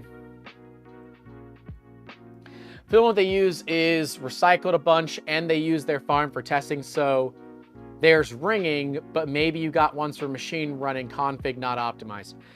It's possible. I spent enough time in Prusa's farm to just kind of see how they do it. It's very, very cool, and I think you guys are going to enjoy the content that we make from it. So, 4 M3x30s. Those go in here. And then we tighten always, as you do, in an X pattern. Because X gonna give it to you. I should sell all my Vorons and replace them with all Prusa machines. You know, here's what I say. If it works, keep it. Right? If Prusas work for you, stick with Prusa. If Vorons work for you, stick with Voron. What you shouldn't do, if you're running a business, is have a bunch of different machines from different brands that use different stuff. Don't do that. That is a really, really bad idea and will result in some pretty serious issues with maintenance. Maintenance is a big deal. And Ashley's right. When in doubt, C4.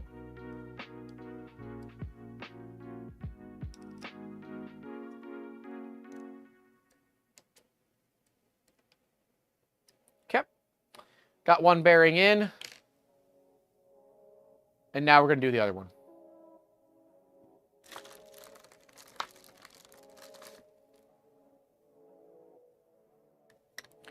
Same deal. You want to put it in, roll it till you get to an X pattern with the balls.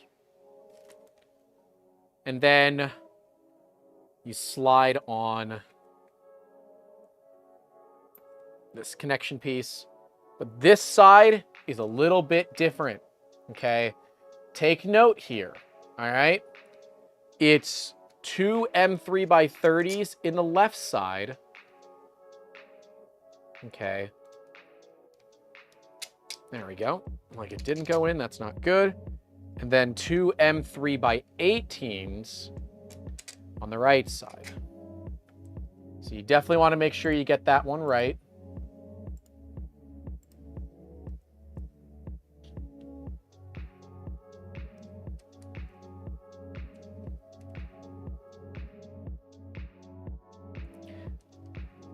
Mr. Grinch says, build morons for fun or blood sacrifice. Jethro D.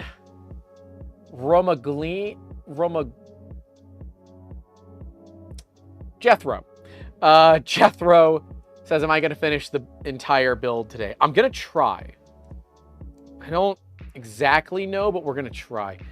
I heard a vehicle outside my house, so let me verify that's nothing that I'm not already expecting. Then we can continue on. Give me just a second.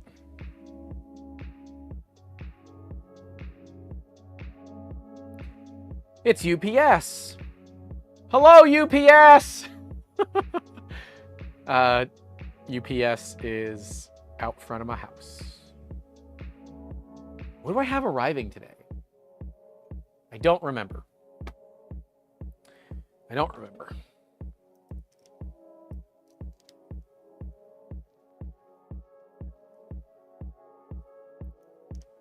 RC Manic says, I know people who have sold most of their bamboos to get Trudons because of this exact reason, standardizing on one machine for everything.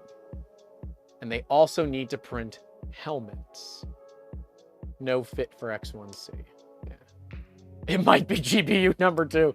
That would be hilarious if it was GPU number 2.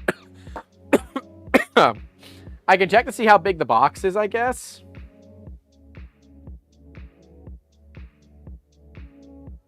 They're still out there. Oh, now they're driving away. All right, whatever. It could be an Amazon. I don't remember, man. I don't keep great track of everything, and that's like kind of an issue. I guess I can check my phone to see if I got an email for something that was delivered, right?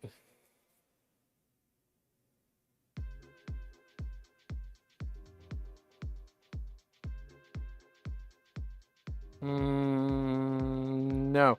Oh, I know what it is. I know what it is. It's some parts that I ordered. I know what it is. Good. I've been waiting for those parts. All right. So we're looking for the 8mm by 370. We're looking for the big boys. Beautiful.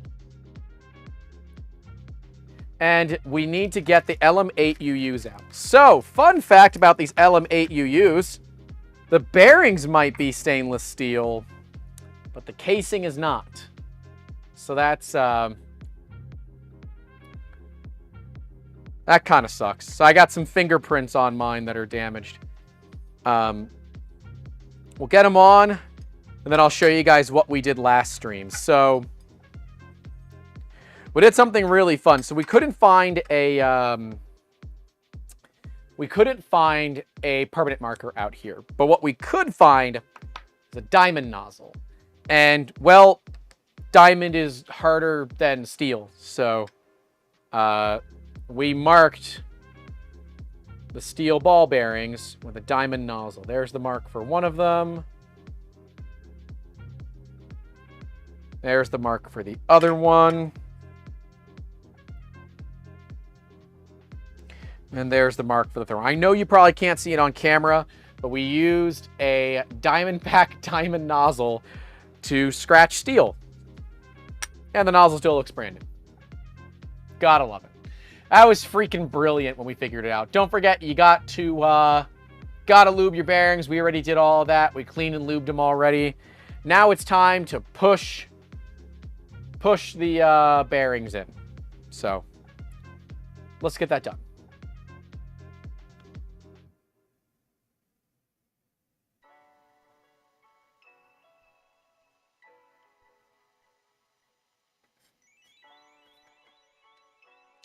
This is always the trickiest thing for me out with these printers. So at least on the Mark III, it was very, very tight. The Mark IV, it seems to be a little bit looser, which is nice, so it's actually not that bad.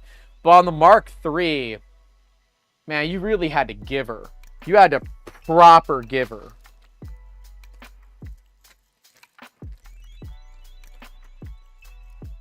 All right, so we need, and this is where we got to. So anything beyond this is uncharted territory for me, which is pretty cool. It's like all my hardware. I have no extra hardware, guys. Guys, we got here and I have no extra hardware. For reference, this took 3 hours last time and an hour and a half this time. So that's pretty good. That's pretty good. Woo! Need a little more water. Get a drink of water.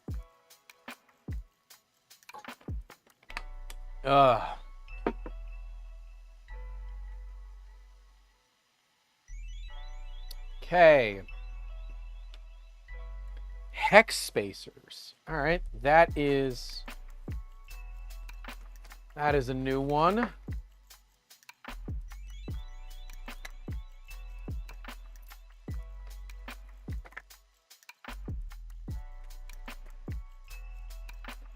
There's another bag for fasteners.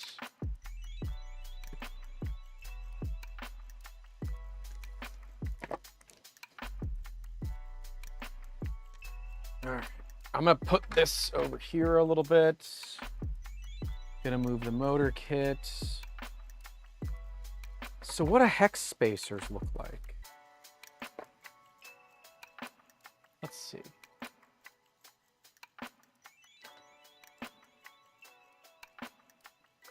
Oh, okay, they're standoffs. All right, so let's gotta find the standoffs.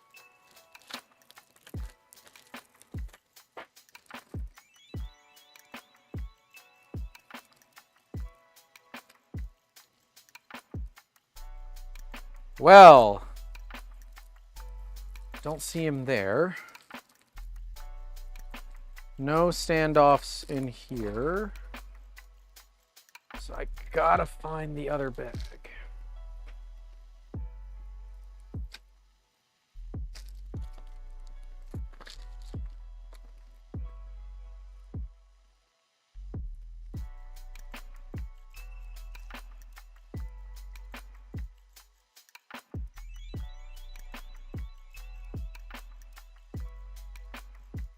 So tell me what bag it should be in. M3x10 spacers.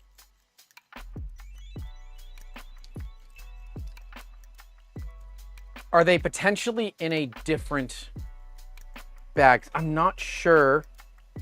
I'm not sure if we consider that hardware or not.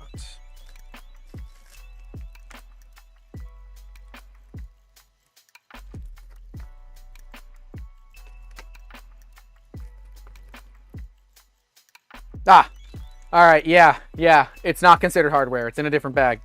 It's in the X carriage bag. Okay.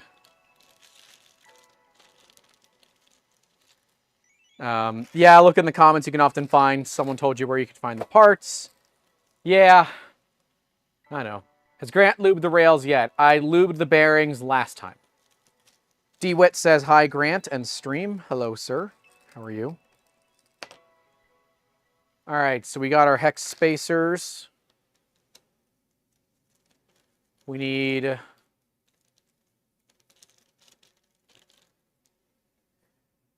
We need 8 of the regular hex nuts, right? No. 2 of the regular hex nuts. We need 8 of the square nuts.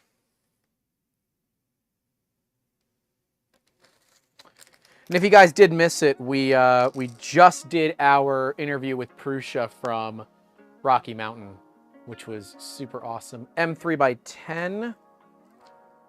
I need 3 of them. Wonderful. And it looks like that's going to be it.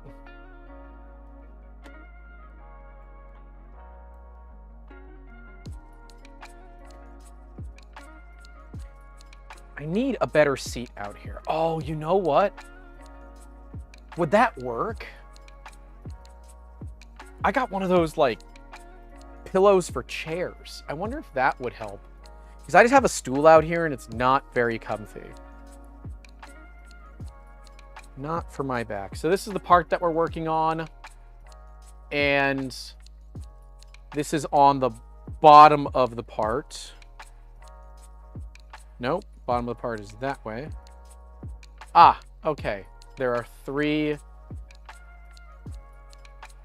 So there's 3 there, and then another 2. Well, let me get these 3 first.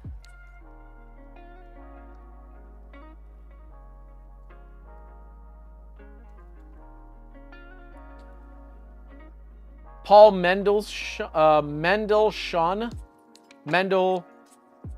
Paul says, enjoy your Prusa journey. I did some challenges here and there, and mine worked perfectly the first time after building the kit. Well, this is not my first rodeo with Prusa kits. I actually still to this day state that Prusa has the best kit building experience of any machine. I would have preferred a printed manual, but I understand that that is expensive and adds to shipping weight. That is just, well, not all that necessary anymore. But I use like the Mark III's printed manual and I say, look, read the directions. The first thing in the directions is to be conscious with inadequate or overzealous gummy bear consumption. And if the company thought of that, imagine what they didn't forget about, right? Like, imagine what else they thought of. I said I got a pink Secret Lab chair from home. I love it so much I bought one for work too. I asked if I could bring in my own chair. My boss tried it and was like, damn, that's comfy. So, hilariously, I have a Herman Miller Aran in here. I have a spare. When you find 5 2018 vintage Herman Miller Aran desk chairs for $100 a piece at a yard sale, 3 or 4 of the 5 still had original factory tags on them. You shut up and buy all 5. And then you ask the guy to help you bring them home because your car won't fit that many chairs in it. So I own 5. Everybody in my family has one. And then there's a spare. So, yeah.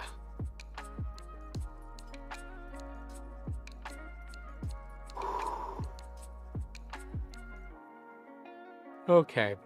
I'm just kind of seeing, like, see where a nut goes, put a nut there kind of deal. Like, obviously... And I wish that I could show this better. The cameras don't really like to pick this up. I mean, I can try.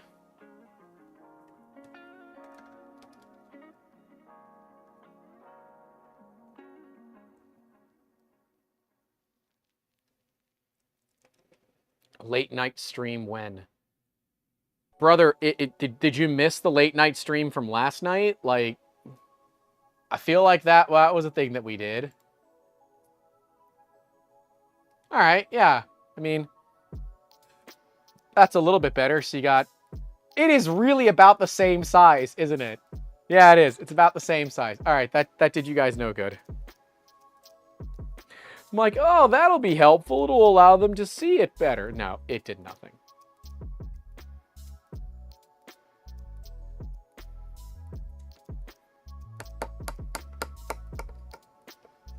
I like that most of these M3 square nut holes are a little undersized.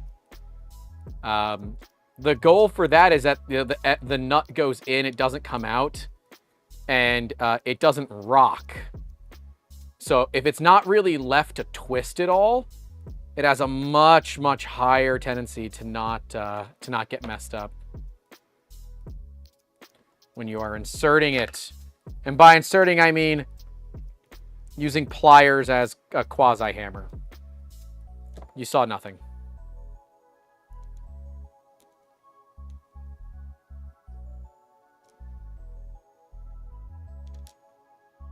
Okay. All right, we got that. I'm still missing one, so there's still... Oh, there it goes. Okay. Like, there's definitely one more still missing. Whatever printer did this is a little bit smaller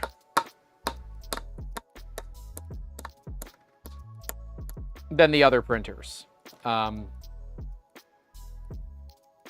the way that Prusa does all their aligning too, it's super freaking cool, dude.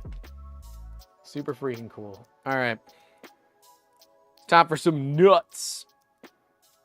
I'm sorry, that's a terrible noise. Let's see if this technique works with the... Oh, yeah, it does. Yeah, so you can use this Torx driver, put it in the middle of the nut, and just kind of wiggle it down into place. That absolutely worked really, really well. And then the other one goes up here. I know that's not exactly what the instructions say, but hey, if it works, it works. D's nuts. Shove it in there, good. I'm shoving D's nuts in there, good. Don't worry. Y'all are a bunch of degenerates. I love you all, but you're a bunch of degenerates.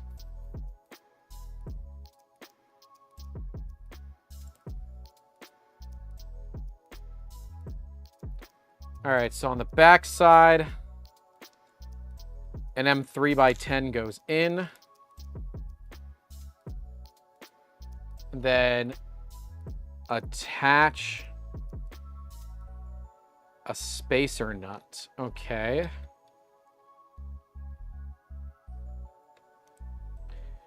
Note that the cutout is the same shape as the spacer. It must fit perfectly and must not rotate. Noted. Got that. Can diddly do.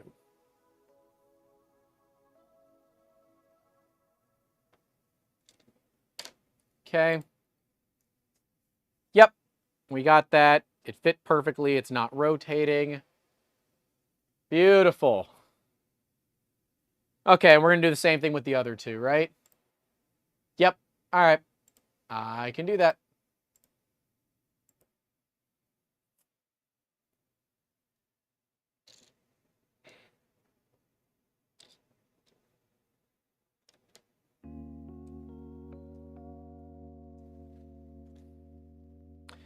I still wish Prusa did the cycloidal drives, but I understand. I can still be a little bit bummed because, like, cycloidal drives, super freaking cool. I totally get it. It's the first time I think I've ever seen Prusa use spacers in the build, so that's actually pretty freaking cool. Certainly saves a bit on plastic and will give you a much stronger bond than a plastic bond would otherwise. Cool beans. There's your part. Looks great. Looks beautiful. Sweet. Gonna move down a little bit. We need the X carriage clip. Whoops. Ah, I'm dropping things.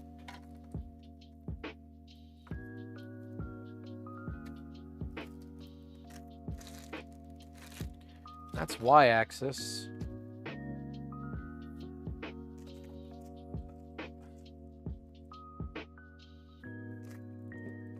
Yeah, that's all Y.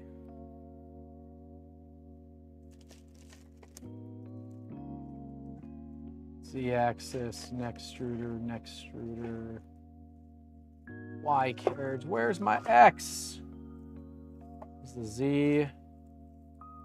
XL. Am I stupid? Don't answer that question. What am I missing? I can just search for it. It's in the Z. I might have put this in the wrong box, to be clear. How did you resolve the ISP problems? We haven't yet. So far, it's been stable, but we have yet to fully solve the ISP problems. So we need that. We need 2 more rubber pads. We need 4 M3x10s. Okay. Rubber pads. We're done with the rubber pads.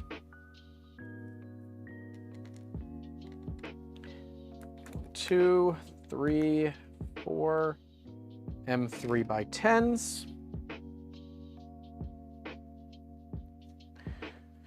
Gonna place the 2 rubber pads in the holes there. No problem. They'll kind of snap into place. Yeah. Very nice. And for those wondering why I sound better today, I decided to use the lav mic for this.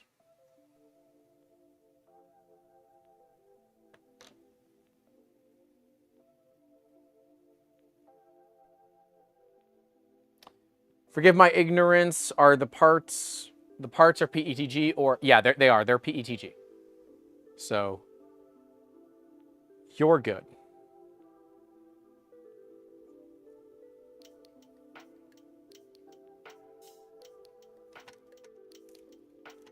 All right, so it wants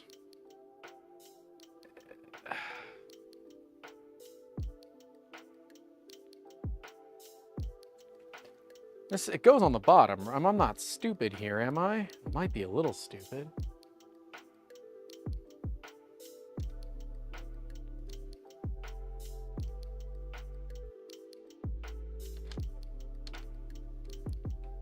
Okay, I think this is it. I'm like fairly certain. Yeah. Okay. All right, so that's how it wants it to be. From there, we could put the cover on and tighten everything down. It says to leave it out of the carriage for the time being, but I think I can just rotate away, so I'm not worried about that. We'll leave it there for right now as we do it here. Armor Total asks, have they ever done it without the printed parts? I don't believe so. I don't believe Prusa does kits without the printed parts. And I think that's just a big quality control thing. So, yeah, except the fan trap, which is ASA. That's fair. That's fair. I was not going to mention that. I didn't think it was that big of a deal, but yeah, that is technically correct. And as we know around here, it's the best kind of correct. Oh, come on.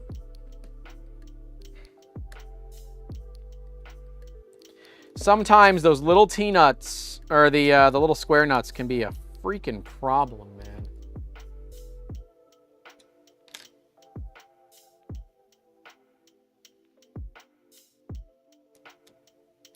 So we'll get everything snug up here.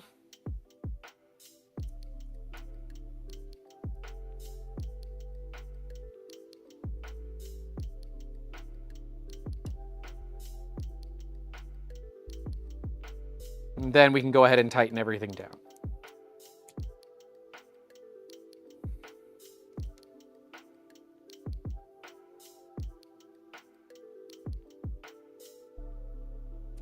Says do not fully tighten the screws, which we are not going to do.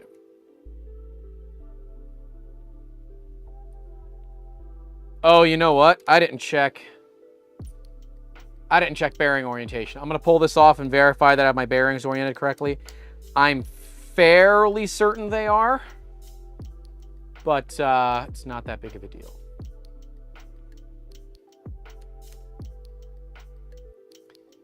Dio Mendez says that they changed their printed parts. One of their Prusas for ABS glass fiber. Now I can feel it can go faster and it's more stable. I didn't have them oriented correctly. Well, good thing we checked that. Oh, wait, did I? The hell's the mark?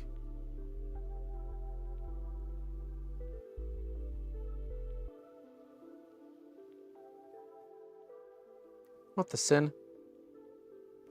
Where's the... I gotta find the mark. It's not... Oh, there's the mark. Okay. Oh, we were really close. Probably would have been fine.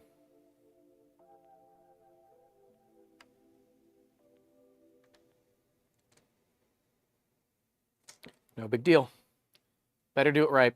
So ABS glass fiber. So it will be stiffer, but at the cost of dimensional accuracy sometimes. If your name is Mark, please raise your hand now.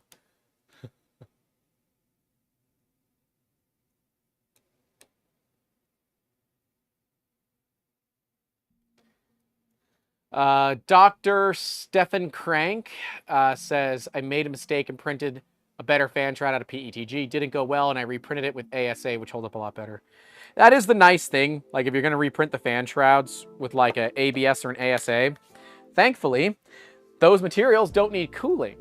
So you can get away with it if you broke your fan shroud. So we need our X, because X gonna give it to you. This should be X. X. Don't sue me, Elon.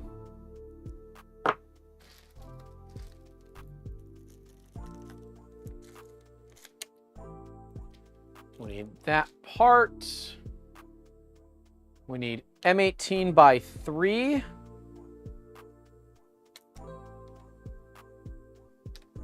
M18 by 3. M3 by 10 by 1. And the GT2 by 16 pulley, which we freaking have.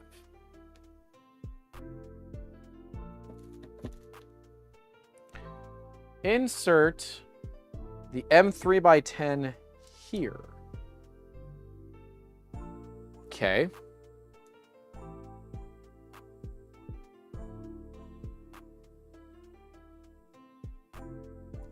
Line it up with the edge of the plastic protrusion.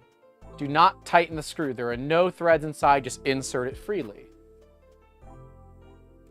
Okay. Sure. We're then going to put our X motor in. We do care about orientation, so it looks like it goes like this, like an idiot. I have it upside down.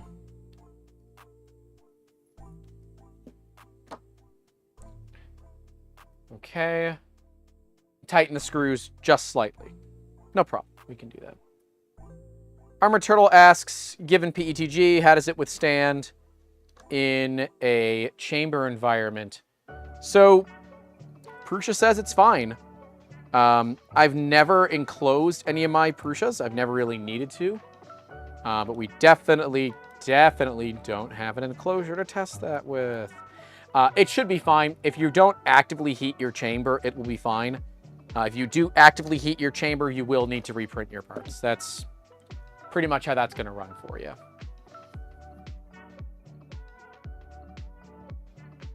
Okay. Same deal with this. We're going to move the flat so that it's facing us. I'm going to zoom in on this a little bit so you guys can see here.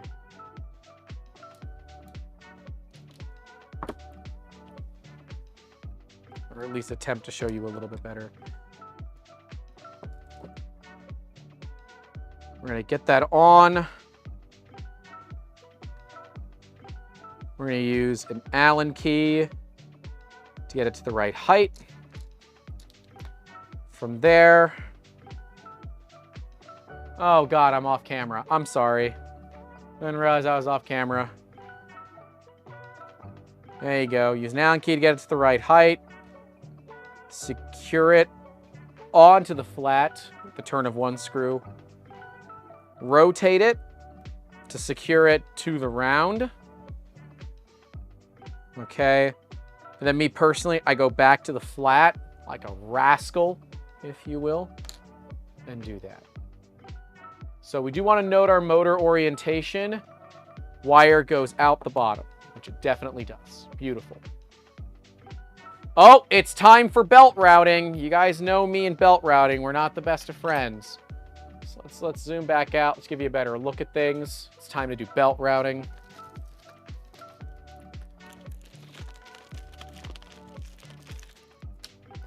Voron says that PETG is a no-no inside of a chamber. They did tests and it warps even without an active chamber heater. Maybe if your bed is as hot as a Voron is, like or is like high temp, it's generally not an issue for Prusas. But the nice thing is it is fully open source, so should you want to reprint parts, you can. It's no big deal at all. In fact, it's really easy. But I do agree with is it Jethro or Jetro? I could have been saying your name wrong the whole time. It's a good idea regardless of being in an enclosure to print spares of all crucial parts. 100% agree. Absolutely print spares. Keep spares. All right? Hold on here, because, like, this is a big deal. All right? You need to make sure that you have spare parts. If you're going to run more than 1 or 2 of these printers in a farm atmosphere, have an entire set of spare parts. It does not cost you a lot of material to do it. What will cost you a lot of time is having to reprint this stuff. So, be careful. Chris says I added a cable stress relief for the motor just to be safe. We might end up doing that. For right now, she's going to stay stock.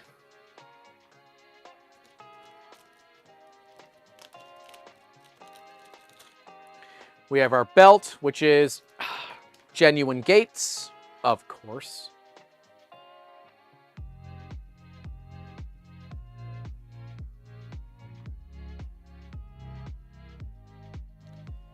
And then, I guess,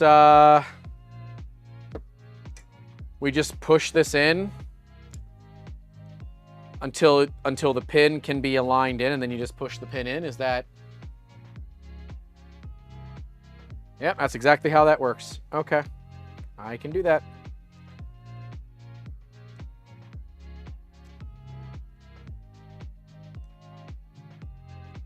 Oh, and then it goes below this. No. Oh, that's so cool. It goes below the surface. Oh, that is so freaking cool. Oh, I dig the hell out of that. That is a really cool feature. So when you put the pin in here, it goes below the surface, so it can then fall into a slot. Oh, that is so cool. And then you can check the other side to see that the pin is in the slot. That is super flippin' cool. That is super flippin' cool. That is really good thinking on Prusa's part. There's a lot of super flippin' cool engineering in here, man. Like, stuff that is just not required to be this cool. Is this cool?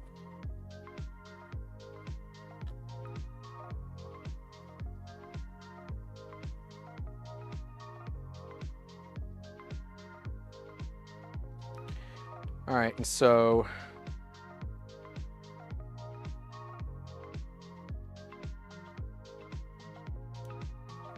Did I get something wrong here? I don't think that I did. Or is my belt wrong? No, my belt's right.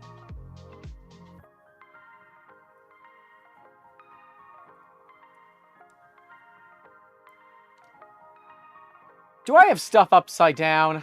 I might. I might be stupid right now. Let me get a better picture of this.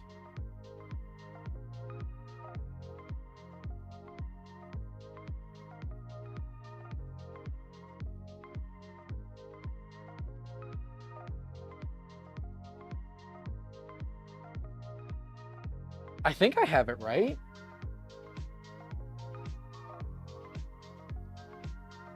I should. Like, if it's anything like the Mark IV, I have it right.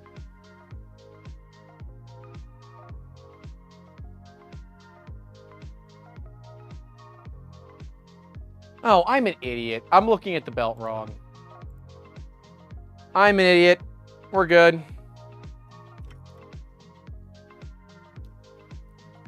I'm an idiot. We're good. We're good. We're good. Just ignore me. I'm an idiot. Yep. Yep. Yep. Yep. Yep. Yep. And then that is probably going to run. Yep. Yep. And then that runs through the bottom, which it does. Yep. Yep. Yep. Yep. Yep. Yep. Yep. Yep. Yep. Yep. Yep. Yep. Yep. Yep. Yep. Sometimes I feel like a big stupid dummy face. But hey, at least you know I'm human.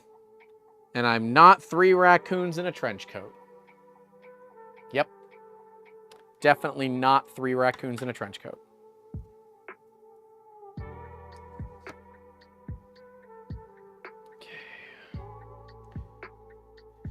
As for belt routing here, I'm sorry, belt routing is going to be one of those things that I probably can't show on camera all that well because I'm kind of focused on getting it right.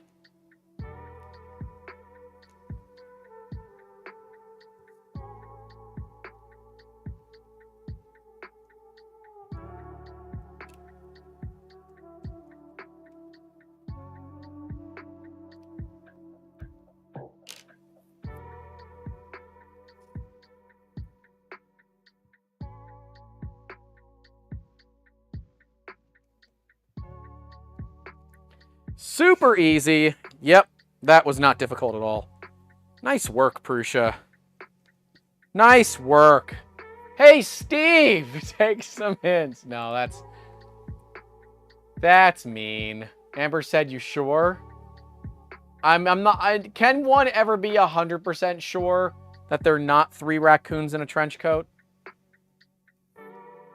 I can't see, but teeth should face the pulley. Yep.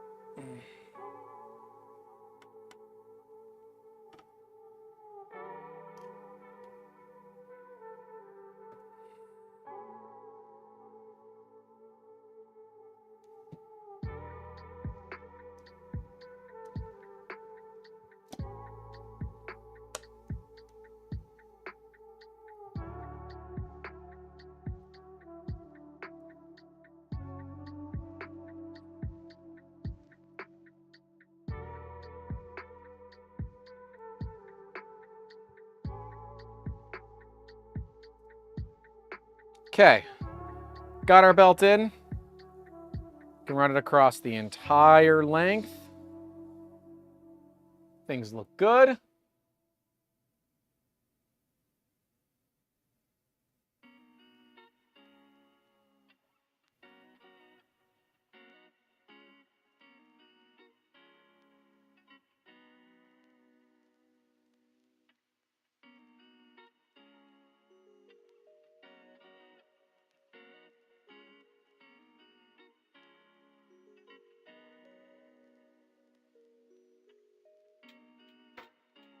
Okay.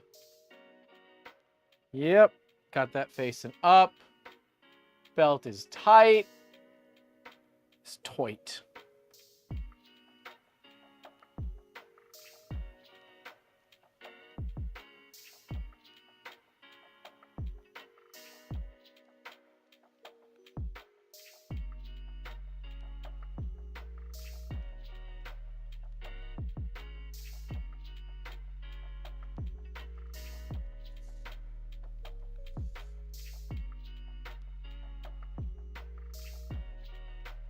Oh, there's a lot of grease being left behind, but that's okay.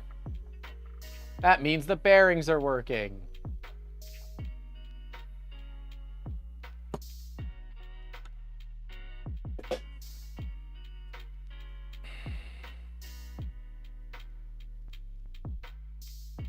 Okay. So now there's a specific order. We will follow that.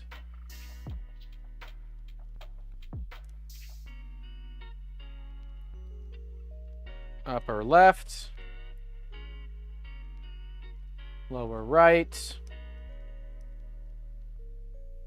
upper right, lower left.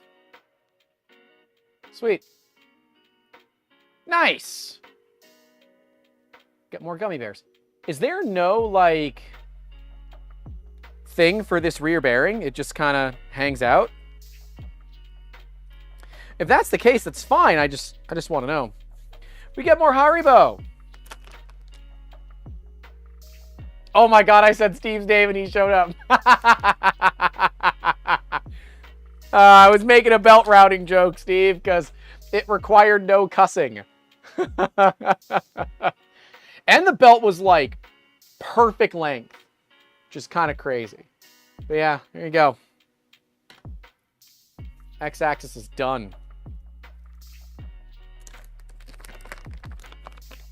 you got a few more gummy bears. I'm leaving Amber the good ones. I'm having the crappy ones.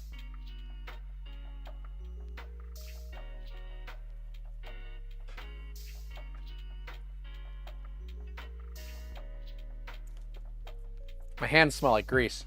Oh well.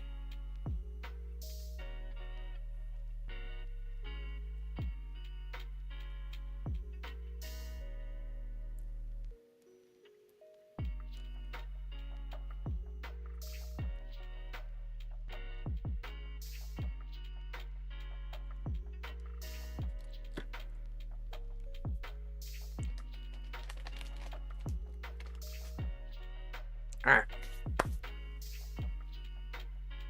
Sweet.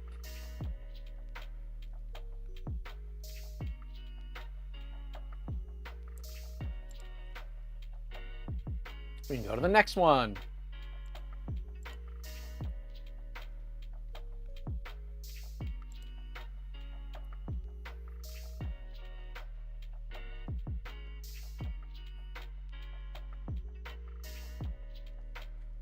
All right, I will be right back. Let me see what our stats look like. I haven't looked at our stats. 59 watching, 60 watching, 37 likes. Like the stream. If you haven't liked the stream, please do. Would be greatly appreciated if you don't mind liking the stream.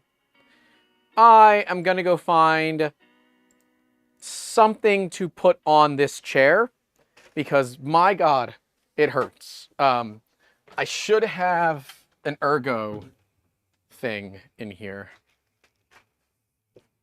I don't know. I don't know if I gave it away. I might have given it away to a friend. You guys can probably hear me, which is always funny when I wear a wireless mic and I go inside because you can't see me, but you can hear me perfectly fine.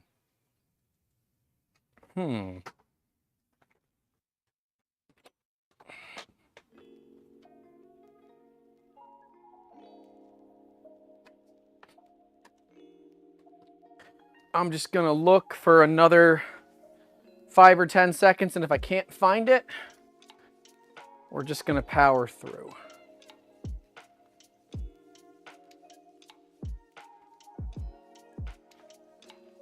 I think I might have given them to Jazz and Joe. That is okay. They're not very expensive to buy, and it was about a ton.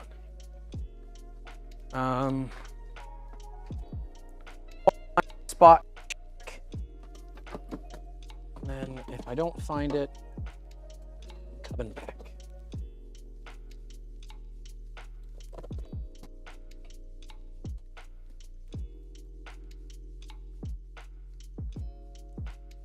Nope. I don't see it.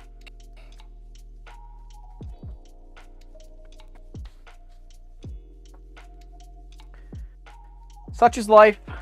Such life. I've got one somewhere, though. I will find it one day. However, today is not that day. So maybe we stand for a little bit. I don't know. I don't know. Quick, everybody hide.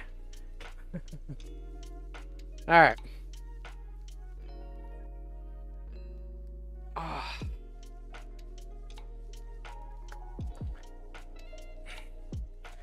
Yeah, bad seats are almost worse than standing. Sorry, I know I'm like, I've got like one of those chair pads. I have a couple actually, but I think in a recent clean out of stuffs, they might have gone to friends. That's okay. That's okay. Just make sure there's no emergencies.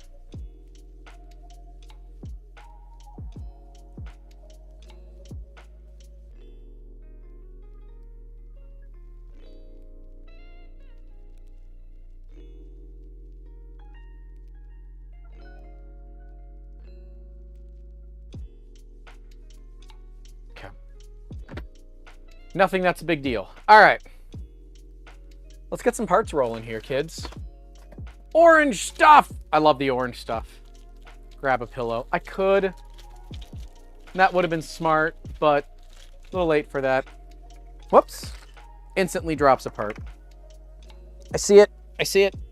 I see it. Yeah, guys, take care of your ergonomics. Take care of your ergonomics.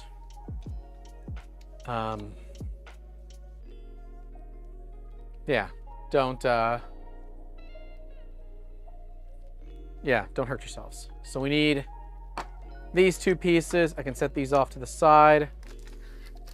We're gonna need 6 M3x10s. So let's get those out here. 1, 2, 3, 4, 5, and 6.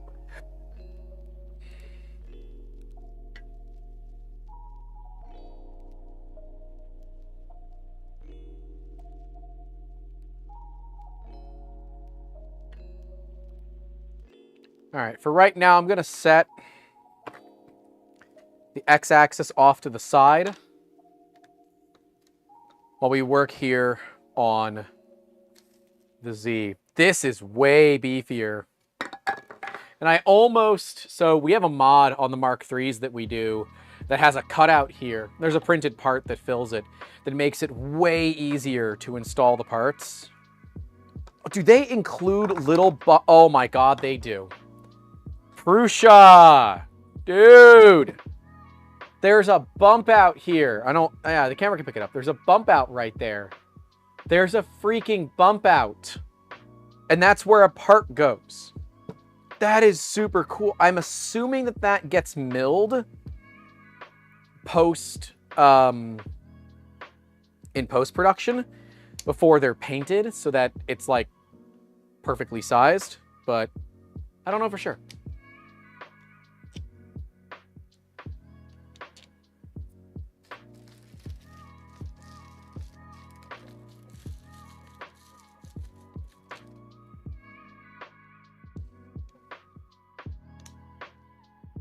Okay, we're going to go ahead and get these installed.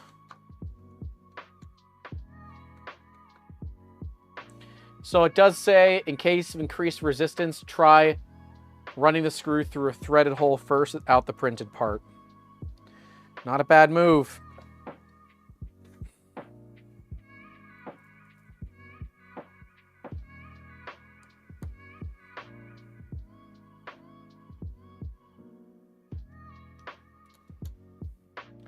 Bammy2 asks if it's running Clipper. I don't think it's ever going to run Clipper. Bear 3D Tech is here, a recent joiner to our Patreon Discord, which was actually my fault. Technically, he didn't support enough, but I thought he did, so I sent him a link. He's like, I don't think I supported enough to be in here. I'm like, well, too bad. I didn't do the conversion, so you win. Enjoy. I think that was Bear 3D Tech. We got a cool server. It's never really about the money. It's just making sure we don't get too much BS, you know? But yeah, I don't want to run Clipper on this. I quite like Prusa's firmware. I think as far as a company goes, they have some of the best firmware on the market. Because Clipper's not made by a company. It's an open source thing. And like Prusa actually supports their firmware. Like Amber has a Mark 2.5, an older Mark 2.5. And dude, it still gets updates. That's like a 7-year-old printer. It's amazing. JT3D says, I'm enjoying Prusa Connect. That is something that I won't be using anytime soon, unfortunately. The issue that we have with Bamboo exists with Prusa. While, yes, Prusa is, you know, GDPR and all of that, and there are ways to locally run it. SneakerNet is the most efficient way, and it is the safest way to transfer client data. Armor Joe says, if it doesn't spy on my G codes and camera, why would I want it? I don't know, man. I don't want stuff that spies on me inside my house. Or in my garage, for that matter. Okay. We got that. From here, yep, kind of figured that was coming next. We need the Z-screws. We need the Z-screws. 1.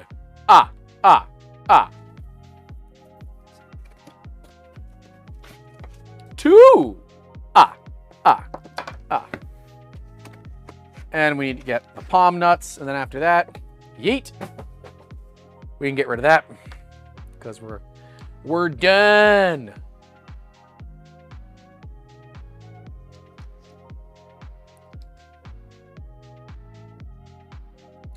Okay, so Z-axis left, which is there. Z-axis right, which is here.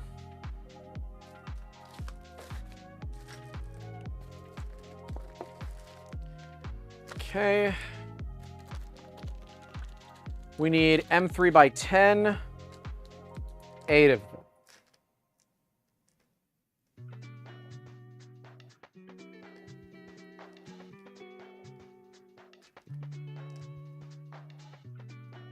Okay. We have 8.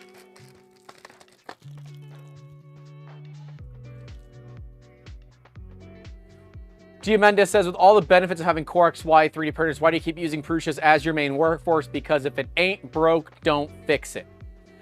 There are not a lot of out-of-the-box Core XY printers that are just going to work, right? In fact, I can't really think of any that don't come with massive security vulnerabilities, right? And I'm sure someone will mention one that doesn't have a massive... the Prusa XL doesn't, but they're too expensive for us to convert our entire farm over to. We have a system that works, and if we're going to upgrade, it's going to be a slow upgrade. And in fact, we are going to be upgrading the farm. The farm is all going to go to 3.5s, right?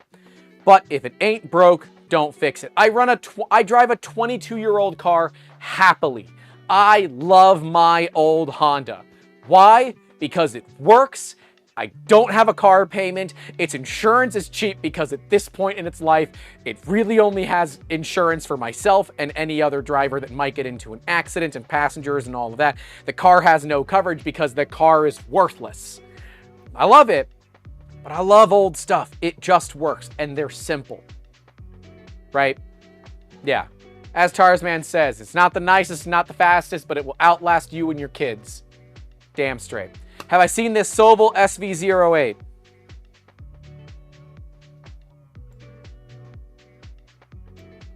Hold on. Have I seen the Sobel SV08? Give me just a second here. Have I seen the SV08? You know, I'm not certain I have seen the SV08.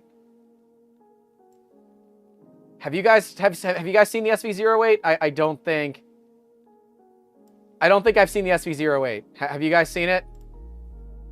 Anyways, I'm sure there's no reason for that. Yeah, there's one behind the camera. I don't know. I haven't tried the SV08 yet. We're gonna be trying it out. At some point, we have a few other printers that we need to get through first. I'm sorry, it was too good of a setup to not move the camera, all right? Yeah, it was too good of a setup to not move the camera. And so we're using Insta360 Link, and it moves so slow. That pan is just like one of those like joking pans that you get. It was too good. I'm sorry, it was needed. I needed to do it. All right. So we got to put one of these little we got to put our rubbers on. The long boys need rubber. Don't forget that. Don't forget that. Long boys need the rubbers. I can get away with that joke. That joke's fine. I'm making the joke anyway, so I don't really care. Okay, so so now I have to know. Place a Z motor right. Okay, so it's individual right. What did I hear?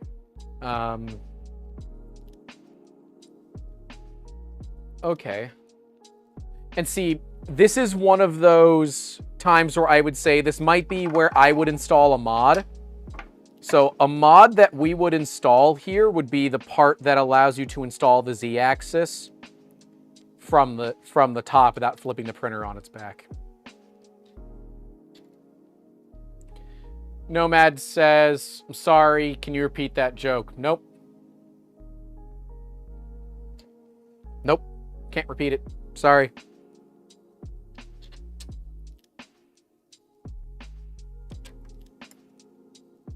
Okay.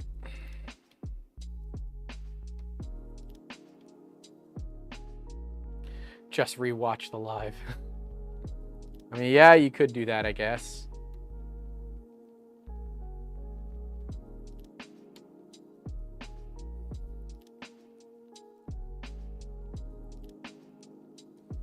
Okay.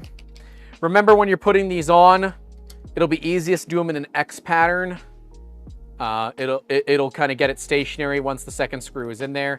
It'll keep it from racking once you get that started. Nomad says I'm trolling him for making a weird joke. Buddy, if you were trolling me for making weird jokes, every time you walk into the room, you'd be trolling me. Because you're the weird joke. Ah! That's not the best. I could have been meaner than that. But no, Nomad's a great guy. He's actually been a podcast guest. So, and oh yeah, if you were at Rocky Mountain and you had a booth, and we didn't come and interview you, and you want to be on the podcast, let me know. DM me. Something. Slide into my DMs. I don't know. Nomad just happens to be one of the crazy people that also support us. Because I guess he kind of likes us. I don't know. It's weird. Dude prints upside down, so it makes sense. Don't I already do that? Like I said, wow, I thought my jokes were too mean. I mean, come on, it's Nomad we're talking about. No. We love all of our fans, and certainly the ones that I make fun of and the ones that make fun of me that I don't just like immediately kick off the channel. They're friends, right? They're friends.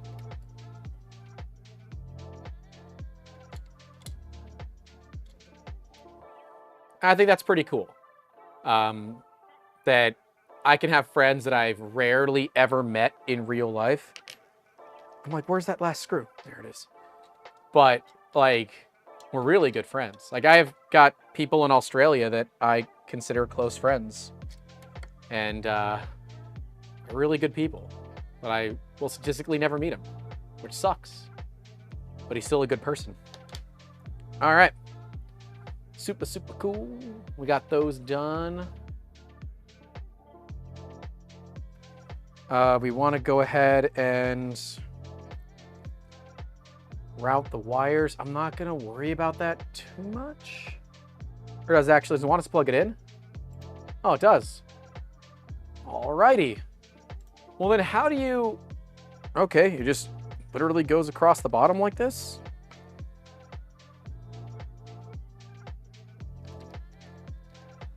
Okay.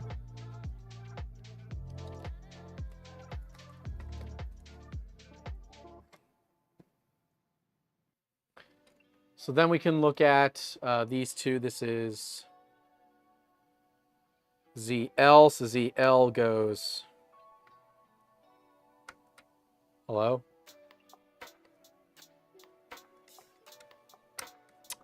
Helps you put the connector in the right way, you ding-dong. Okay. All right. Those go in there like that. I'm assuming they will need to go through all of these zip ties. But we'll see. Yep, they do. You need to go through the zip ties. Okay.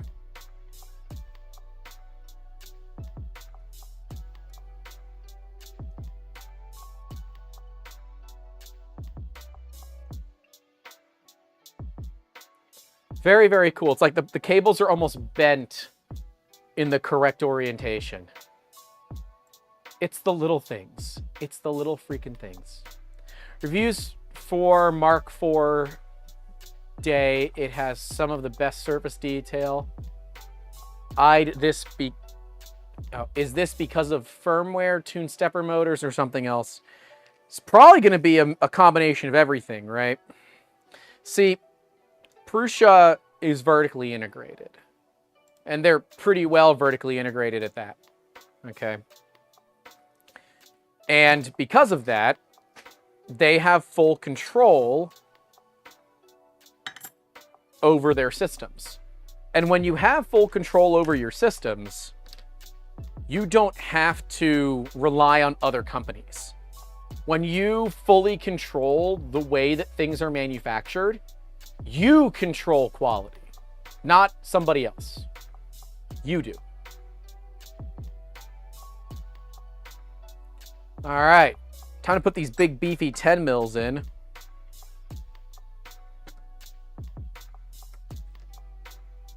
Oh, dude.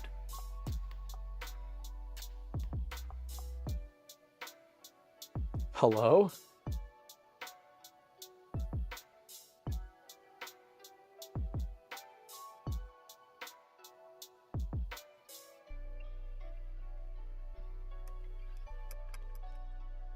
Huh. That is, that's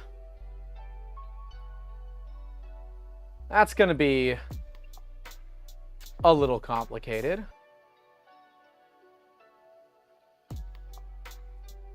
It says to gently insert them, but... Brother, that is not easy.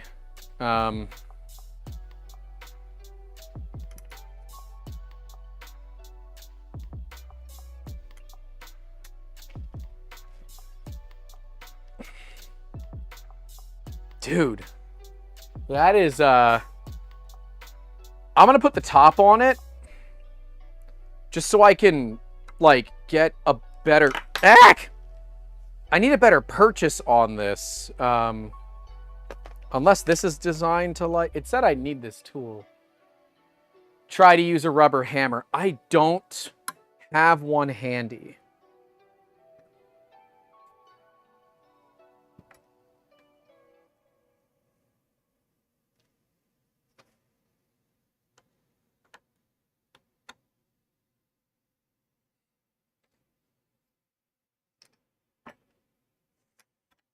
There it goes. All right, I use the top of the Z-axis tool, or the top of the Z part here, to push the rod in with. It was absolutely the right idea. You could use a hammer if you wanted to. Just use a rubber mallet. There's an inspection hole, so we want to make sure that there is no gap. No gap there. No gap there. Bellissimo. All right. That's beautiful. It's what we like to see.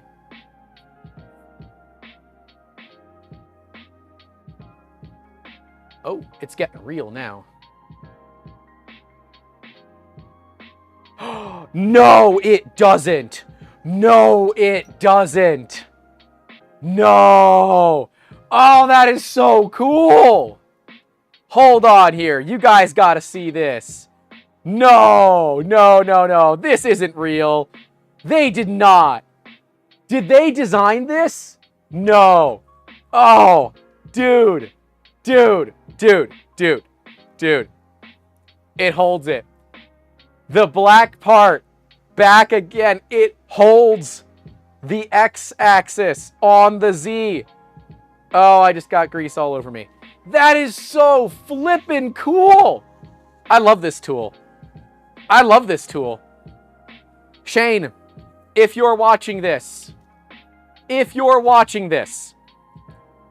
the next time we're in Prague, you need to introduce me to who made this tool. I need to know who made this tool. I need to know.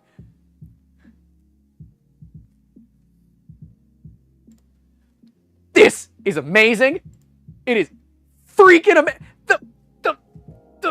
The thing. It holds it up! It's both the zip tie tool and it holds the Z from falling. This is cool. Okay. All right.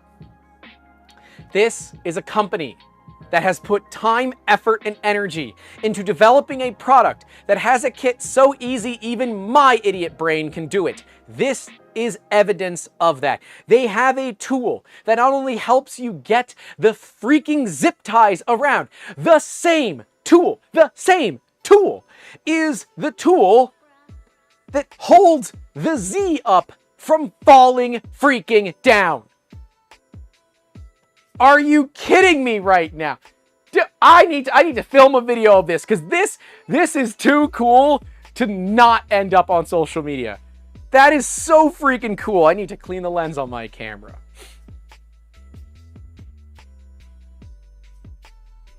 To the engineer at Prusa that designed this part, the part that not only helps you with your zip ties, but also holds your freaking X-axis and Z-axis up so that it doesn't fall, you win. You win today. You absolutely win today. That is amazing.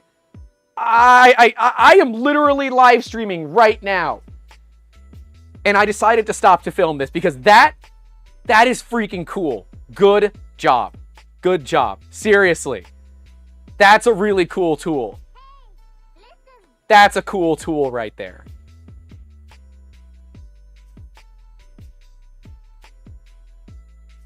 Dude. All right, I got to get some photos of this cool tool while it's on there. You have to do like the stupid, like, you know, YouTuber thumbnail-esque thing. I don't know if I want the selfie. It's got to be from this side, right? Oh God, you can see so much of my background that way. All right, good enough. That tool is so freaking cool. Like, dude, so cool. All right, back to the overhead. Can someone clip that for me as well? I'd like to have that as a clip. All right. Oh, we got to place it in the center of the frame, which is fine. That's no big deal. It's probably not going to change things too much. All right, from here, you can just go through and tighten it, but my palm nuts aren't on.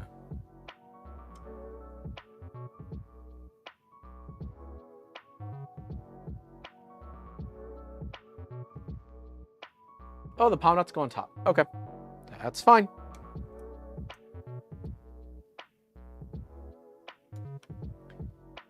Jetro says, fun fact, when I was using that tool for zip ties, I was using it wrong and was like, this is so stupid, it doesn't even work. Then I realized I was the stupid one. You know, often that's my life. It is often my life where I'm the stupid one.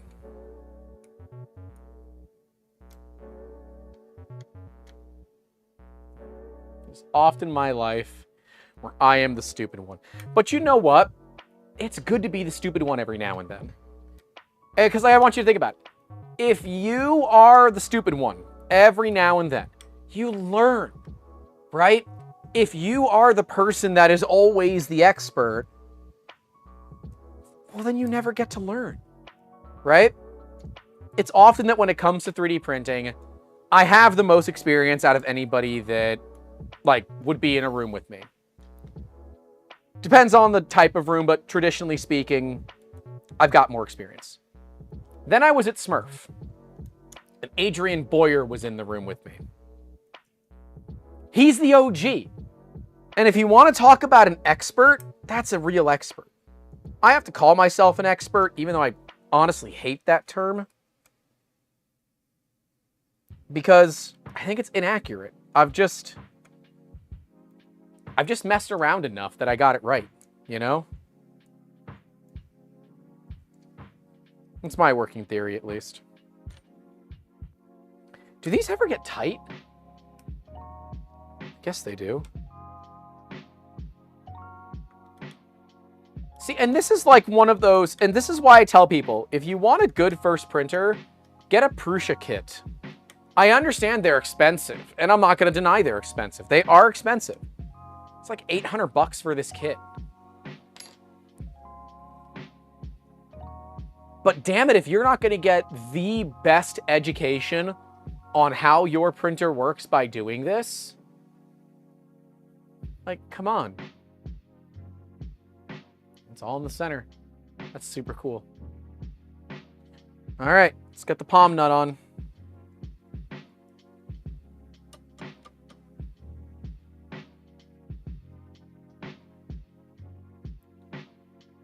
Prusa probably wants the smooth side, yeah.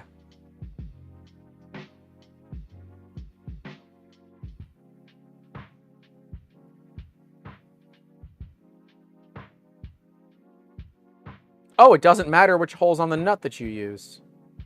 Huh. All right. Well, if that doesn't matter, then I want to use the threaded ones, I think. I think it would be cooler to use the threaded ones, don't you?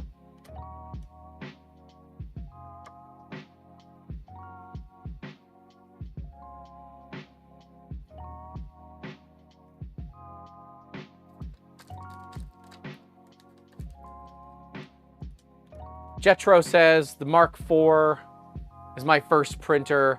I have not regretted it for a single moment. Well, dude, I'm glad.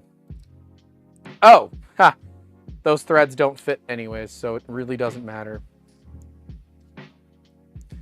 Yeah, I think the Mark IV, look, it's not the cheapest printer on the planet, and guess what? It's not trying to be. Prusa doesn't care. BK says, then use the term badass. That's not a bad idea. It's just weird for me to, like, introduce myself in a business meeting as a 3D printing badass. I just say I'm a additive manufacturing subject matter expert, which for the vast majority of people I am. Certainly if I'm in a room where they're looking at me for advice, I am the SME in that room. So, but for true additive, I am far from an SME. Far from it.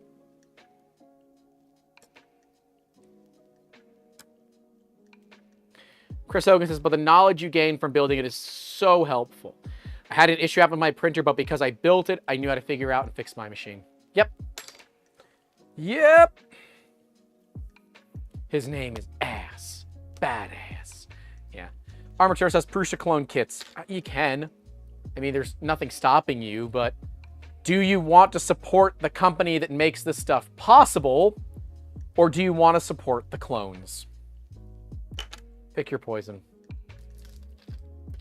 Me personally, I have and will always support Prusa. I do have a clone mini, and I think we're going to do a build at some point with a real mini and a fake mini, because I have a real mini in the box still. Definitely haven't had it for a couple of years.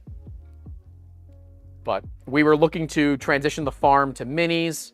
There was a very, very good deal on the minis. One Black Friday, and, well, your boy had a little bit of fun. Okay, that's all I've got to say about that. Ooh, that is not down far enough. Crap. It definitely looked like it was. It is definitely not, though. What the heck?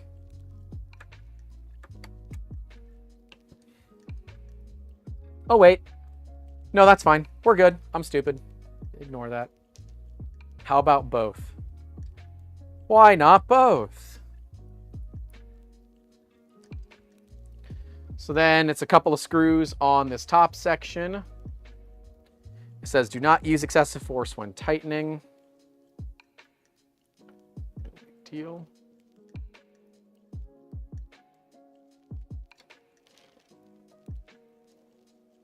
How can you resist not opening that box and build that mini on a Sunday afternoon? Because I don't need it. So those machines were always supposed to be overflow machines, so that if we ever needed more throughput in the shop, we could just... Oh, that is a little tight. Let me crack this one loose. We could just quickly build minis and have them extra. So you haven't messed with any clones. Correct. I have not. Just curious if they hold up morality aside.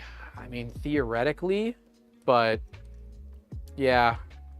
I can't get on board for morals alone. Sorry.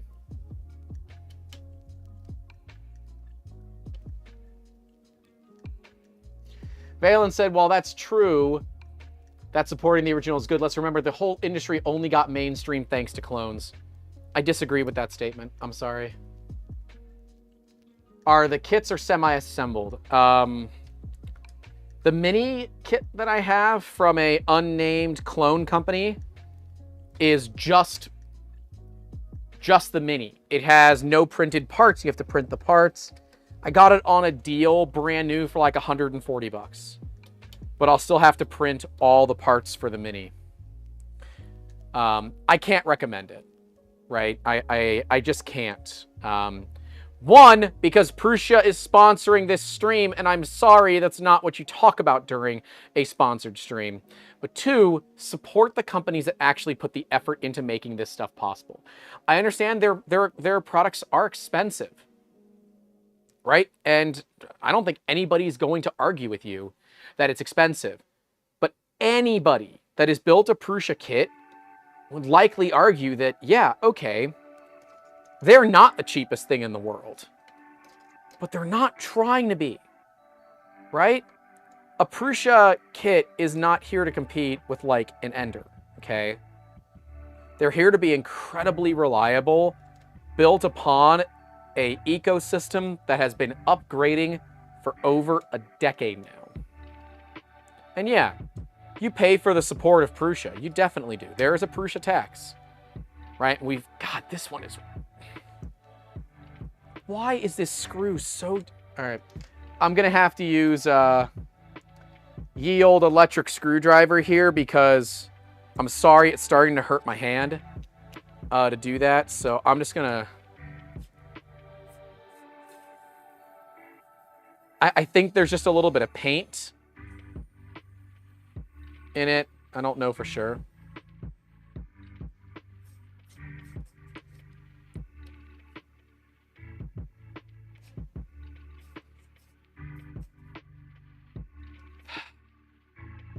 Man, let me see if I can run a different screw through here. That is really tight.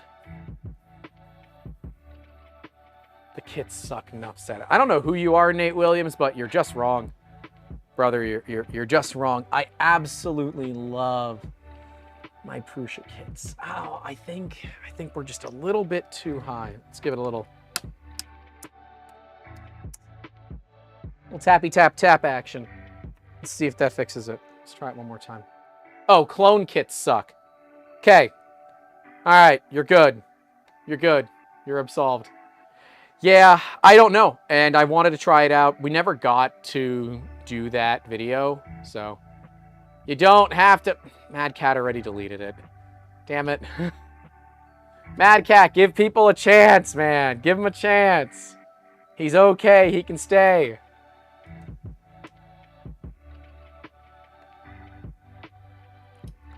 Apologize, please. Yeah, my brother has a clone mini. We actually bought our clones at the same time. I said I wanted to do a video kind of comparing real to fake, specifically in the build experience, right? The build experience for me is one of the big deals. If you're going to be building a clone, your build experience is going to be different. So, didn't time them out, just booped the message. Well, I would say that we had a classic case of miscommunication there. It's just so tight. I'm trying hard not to make a dirty joke. I mean, go ahead and make the dirty joke. I don't care. Look, man, first time tight, second time all right. I mean, make whatever joke you want. It is what it is. This one's just fine. The first one was tough. Second time, no big deal. Simple, simple. All right.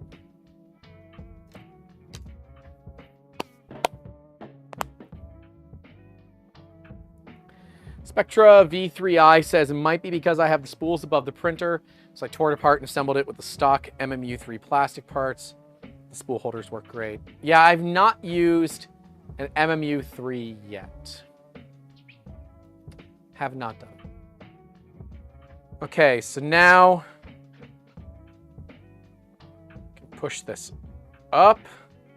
We can remove what is truly the best part. This piece alone and experiencing the ingenuity. There's still one more use for this. There's that. There's still one more use for this. I don't know what it is, but just experiencing this piece alone makes this kit worth all of it.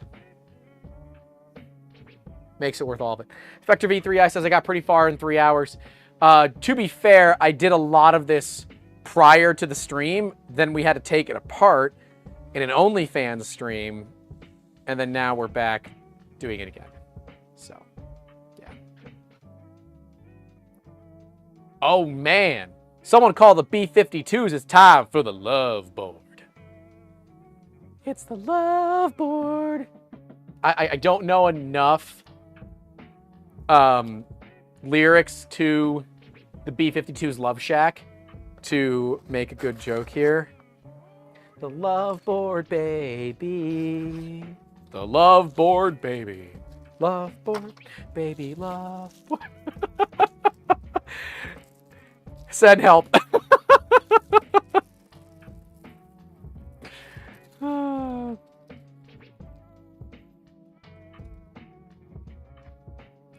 Oh, it's so adorable. It has a little heart on it. Focus.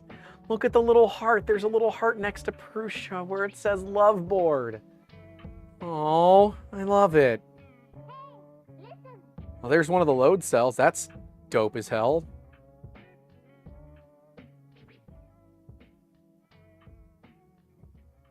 I could look at these boards all day. Dude, one of the coolest things, and look, there's more silkscreen stuff. One of the coolest things with touring Prusa was seeing the SMT line. And I'll never forget, I don't know if it's going to end up making it to the video, but initially, the gentleman who ran the SMT line was a little hesitant about being on camera. Because he assumed that I was just there to film content and really didn't care about the SMT line. And then I started geeking out, and he all of a sudden realized that I really enjoy this kind of stuff. And he just went to the nines and geeked out with me. It was so cool. Like, we needed to move on to the next thing to film, and he was like, oh, you gotta see this, you gotta see this, you gotta see this. It was so cool. And like, the next time we go back, I want to book like the better part of a day with him. Because he's so intelligent. And I feel like because other content creators don't care as much as I do for some of this stuff, that he was a little jaded in dealing with other creators. And it was just a really cool, it was really fun to see someone who just all of a sudden is like, wait, you do care. Somebody cares. And he just lit up, and it was just so freaking cool, man. I really enjoyed meeting everybody that we did at Prusa. The thing that I can speak so highly for is that every single person that we spoke to at Prusa Research had nothing but good things to say about their job. That means a lot. That means a lot. Like, I bet I could ask my team, and there'd be plenty of people that could have complaints. Ooh, these are nice wires. Ooh, these are nice wires. But I bet there are plenty of people that could have likely legitimate complaints about what we do and how we do it, right? I'm not perfect. I'm never going to be perfect. But part of the deal is we work together to solve the problems, right? everybody at Prusa, like, without asking, many people said, yeah, here's the thing that I suggested, and this is how it was implemented. It's so cool. It's so cool. And that's what running a business is like, man. Like, when you have a team that legitimately gives a damn, and our team does, but, like, they're passionate like Prusa's team is, dude, it's super cool. Anyways. Okay. So I need this side of it. Move the x-axis to the center.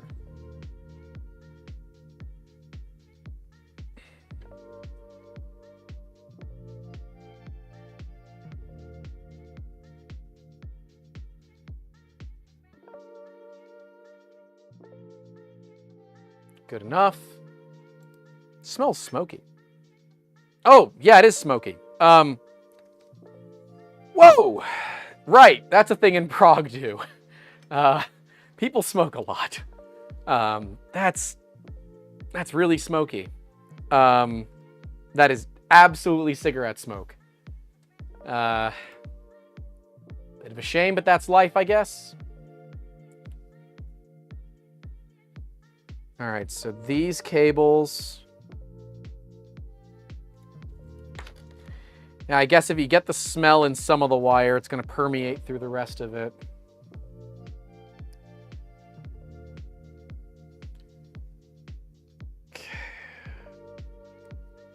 I would have liked to see some wire loom here. I mean, I know that it's coming, but I guess I don't yet see the reason that all these have to be split wires instead of in braided connections like that.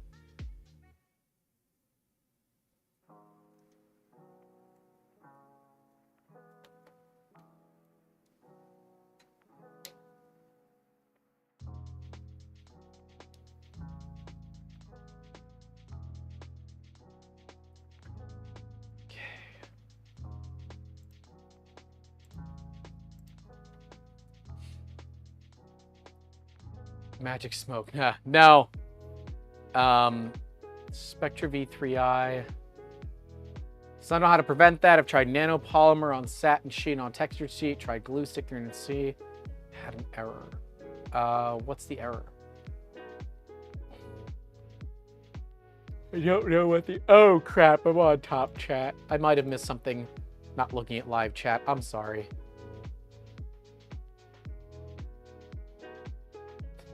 Mad Cat with the $5 saying for some magic smoke insurance. I think that's a company expense, right? I don't exactly know how that works. Florida man caught smoking 3D printers. Would not be the weirdest thing Florida man's been caught smoking. Let's not beat around that bush. All right. So this goes. Oh. Okay, it goes back.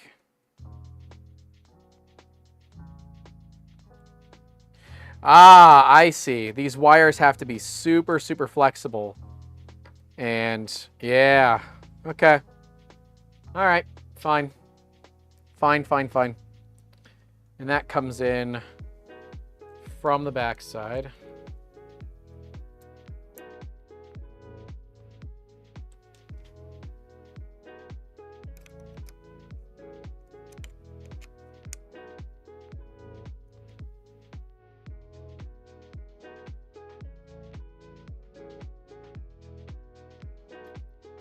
Okay. Oh, all right. Looks like this also goes in that cable channel. I do like the braiding. My assumption is that is done for some signaling issues. Like it's done specifically for this. Like that it's intentional. Is that the word I'm trying to use? Intentional? I don't know, man.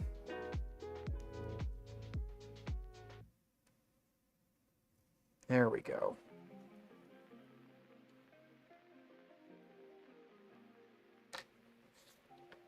Okay. Sweet.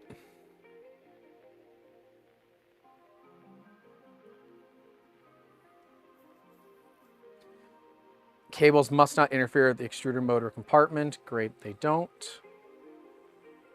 We're okay there.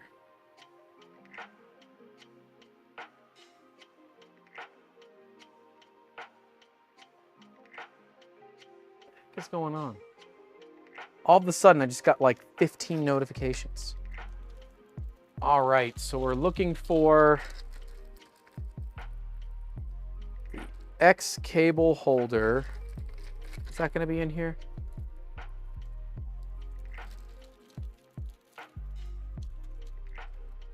X cable holder with the screw hole.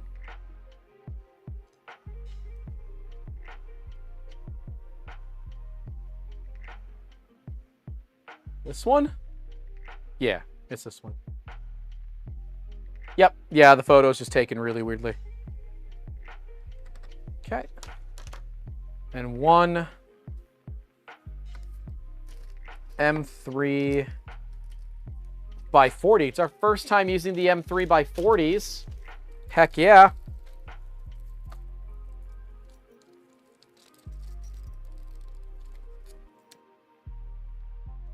Okay.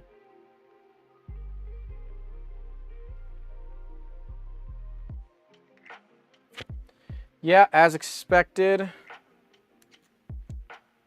All the way through. So I got to attach this underneath the X carriage. So we're going to take the printer, and twist it sideways.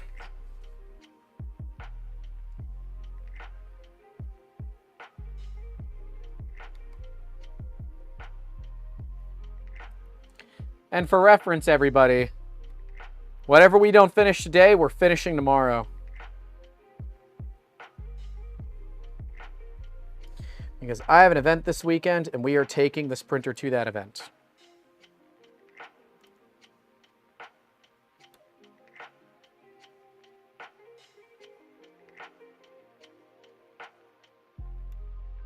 Okay. Want to make sure not to pinch wires, which we have done. We have not pinched anything, which is great.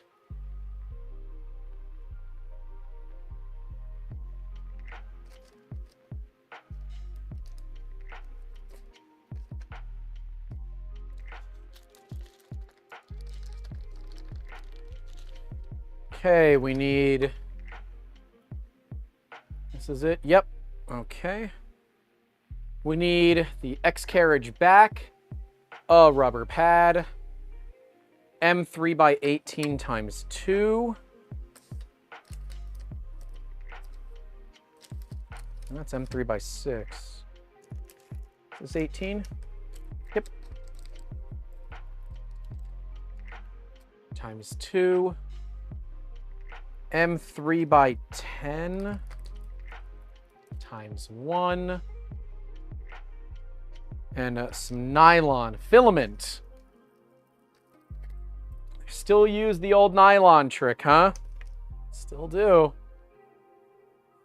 I guess if it ain't broke, don't fix it, right? Grant, you grabbed parts and then your idiot brain put it somewhere where the rest of you can't remember it. Oh, it's on top. We got it. We're good.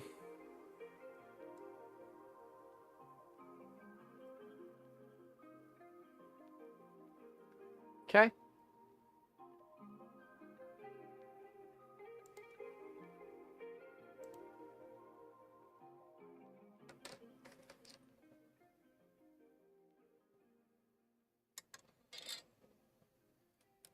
This is much nicer than the last time that we, like the Mark III, the nylon filament is, it's a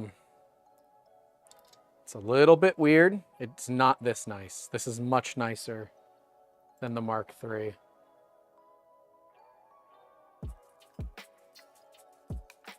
Nylon filament must curve upward, which mine does. So we're good. I'm just going to put it over here to get it out of the way. Going to put it over here so it can get out of the way.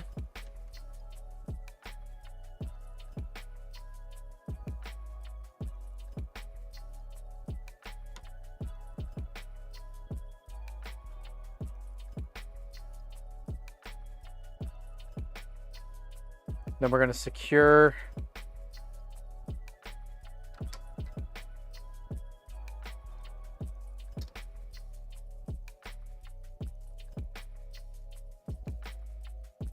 Wow, this is gonna be a little bit challenging, but we're gonna make it work.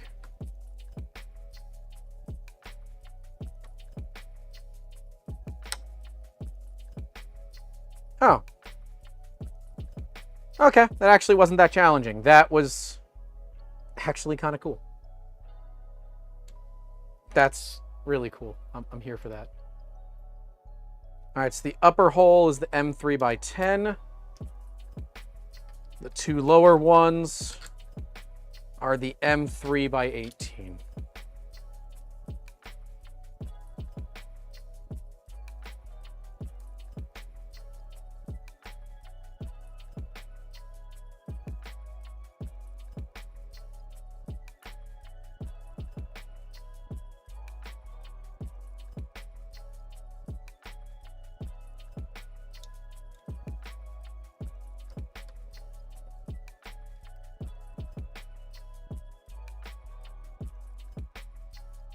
Okay. Wonderful. Wonderful.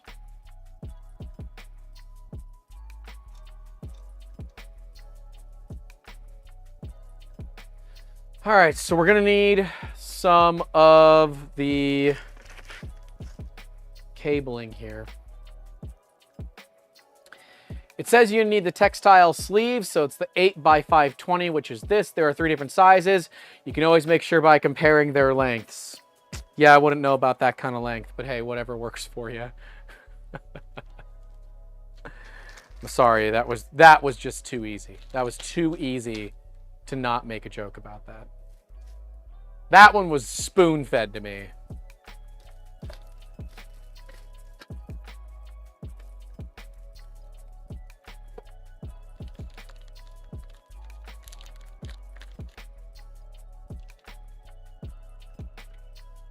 Okay, 2 zip ties and X-axis cable cover. Here it is. Okay. Yeah, all of this makes sense. It's very very reminiscent of the Mark III's. Very reminiscent.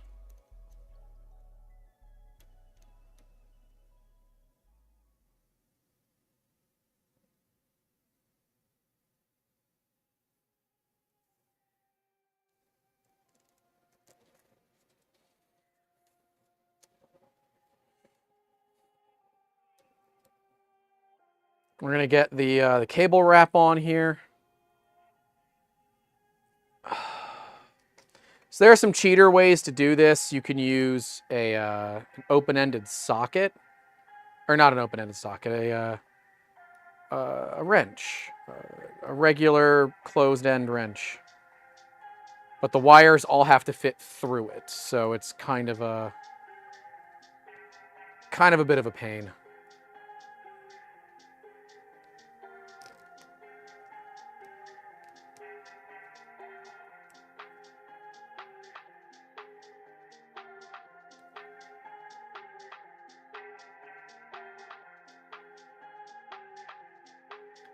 Okay. Simple, simple, simple. Ooh, we lost some more frames when I was looking away. Bummer.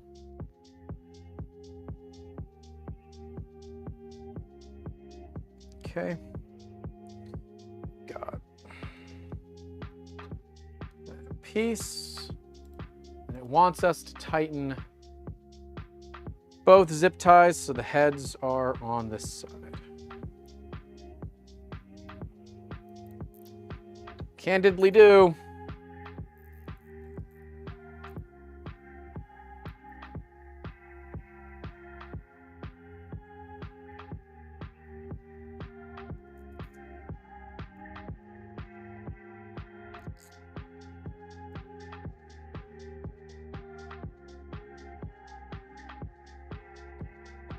Okay.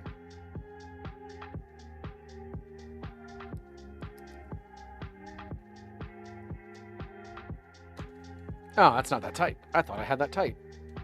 It's not tight. There we go.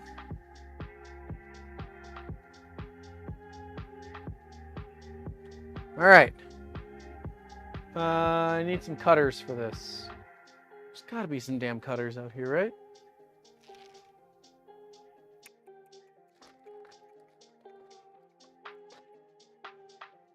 Where are my cutters? Damn. All right. We will use the cutters that came with the kit. I guess that's technically what I'm supposed to do anyways, so. Oh, that's okay. They get nice and close, but it does leave a jagged edge, so be careful. Zip ties are a very, very easy way to end up in the hospital if you're not careful.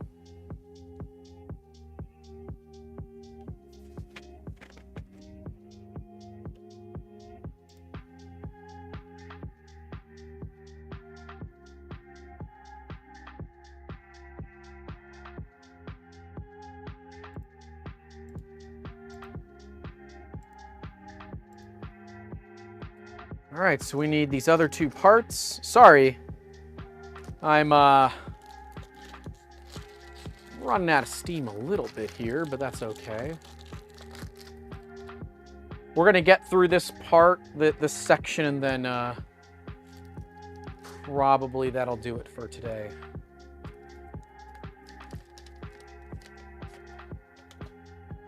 Yep. So Jetro is saying make sure it doesn't touch anything when it goes all the way to the right. Oh, they definitely do.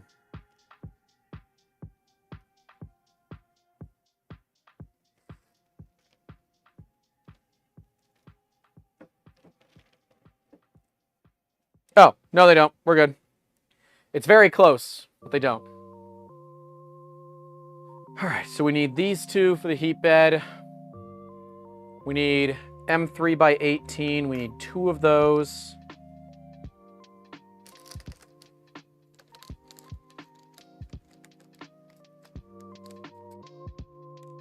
Okay. We need two M3 by 10s. That's it by 6. We're going to need some square nuts.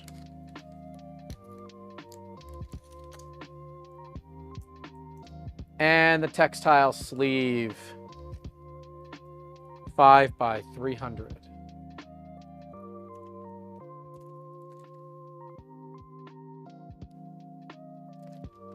Okay, so it must be this. Right? Yep, that's 300. Okay. Ah, this is for the x-axis. All right. For your all's ability to see, I'm going to go ahead and do it this way. I would traditionally not do it this way. But, yeah.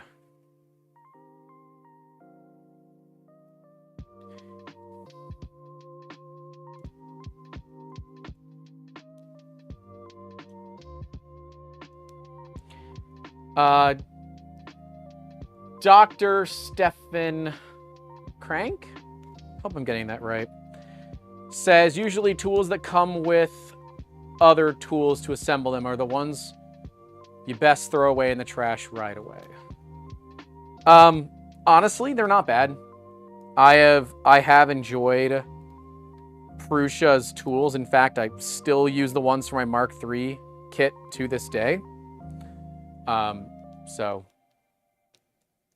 I don't know. I find them more than adequate. If I was Mitch from Polar 3D, I would say I don't really find anything wrong with them. They work.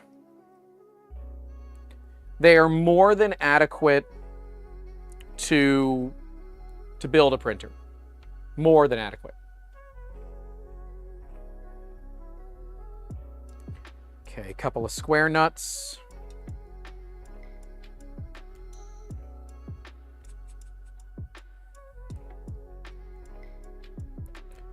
One goes in there. One goes in here. Yeah, I mean, definitely. If you have better tools, by all means, you can use them. The goal when we build kits like this is we want to use the provided tools when at all possible. Because let's be real, not everybody has access to a garage full of tools like I have.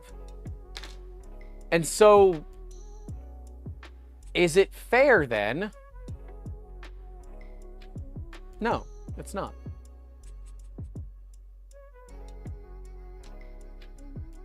Did I miss nylon filament for this? No.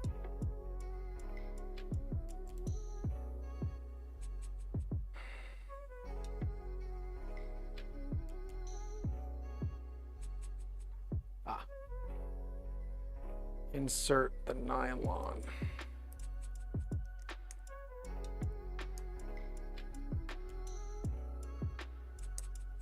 Ooh, that hole's a little dirty. That's a dirty hole. I'm sorry. That was totally worth it. I would say it again. All right, I got that. Goes in. Beautiful. I guess now I should probably get the rest of the cable into the sleeving. That might help.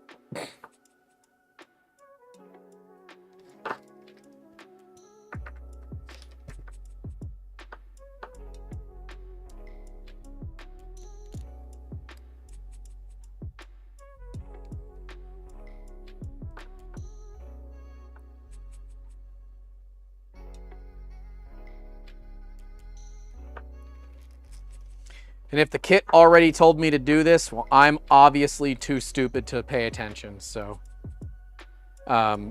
if you missed it too, that's okay. You can go back and easily do this whenever you need to. No big deal. So I wonder if what I'm smelling is cigarette smoke or it's whatever hyper flexible jacket is on this wire. It's definitely a smoke smell. Like it's not a normal smell. I don't know.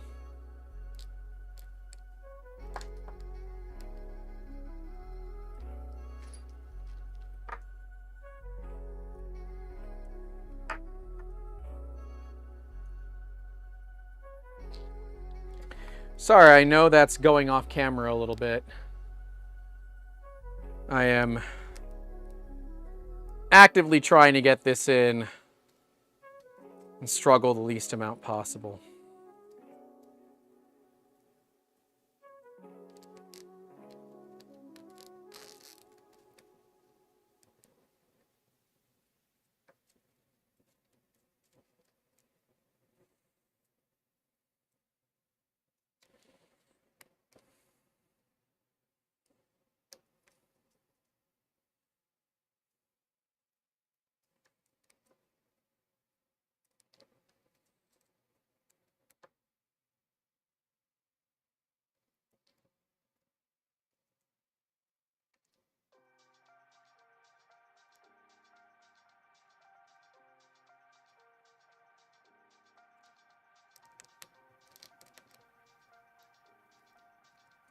Sorry, I know this is like uber boring for all you guys. So sorry.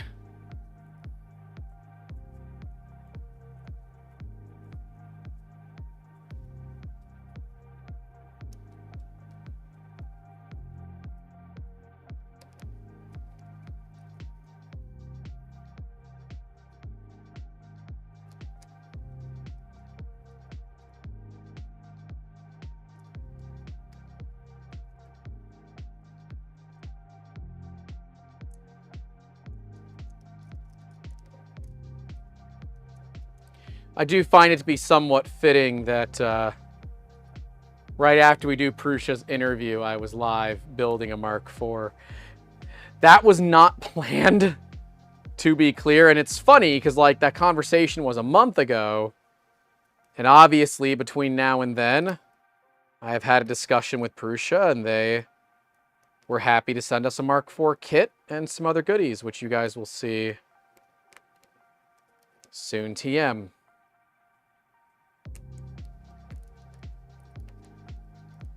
All right. Finally, we got it. All right. It's clean as hell, though. That looks so damn good. You should get a 3.5. I'm just going to smile. That's all I'm going to do is smile. All I'm going to do is smile. All I'm going to do is smile. All that I'm ever going to do.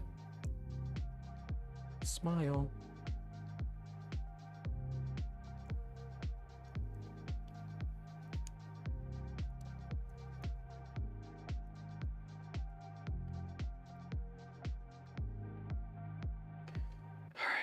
Got to put this on.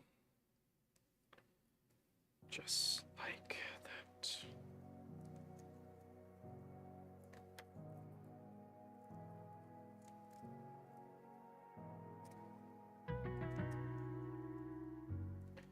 Oh, that is a really dangerous spot. So definitely be careful when you're installing all of this.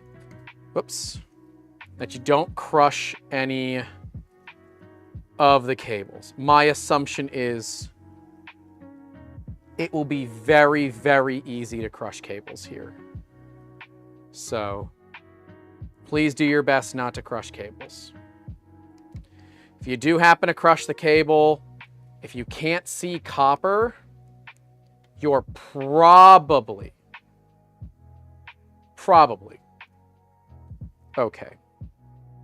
I ain't guaranteeing a damn thing, but you're probably okay.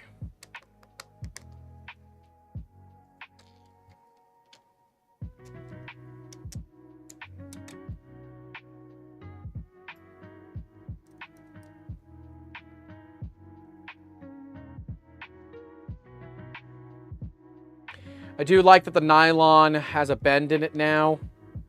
It does make it so much easier to do this over a Mark III. So kudos to Prusa and team. That is what we would call in the industry way more better. It is way more better. And I don't have to be an idiot to know that that all goes into here. Yeah, this setup with the cable strain relief and all of that, this is a much, much, much, much better setup.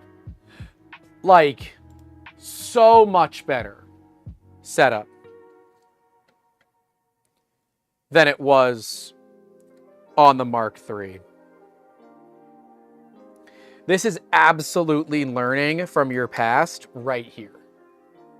This was one of the most problematic parts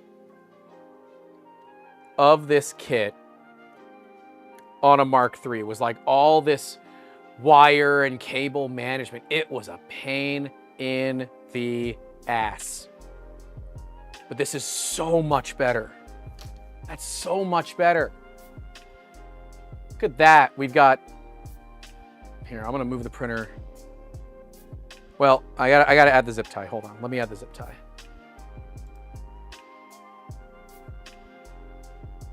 Is there a pocket for the zip tie head? Oh, yeah, there is. Man, they're even putting in heads, or not heads. They're putting in little areas for the zip tie head to go on this. Like, guys, I'm telling you, if you are building a kit printer, you better pay the frig attention to Prusa. This is legitimate levels of detail that I don't see anywhere else. I don't think my pliers are gonna fit there, so I have a serrated kitchen knife. It's basically the same thing.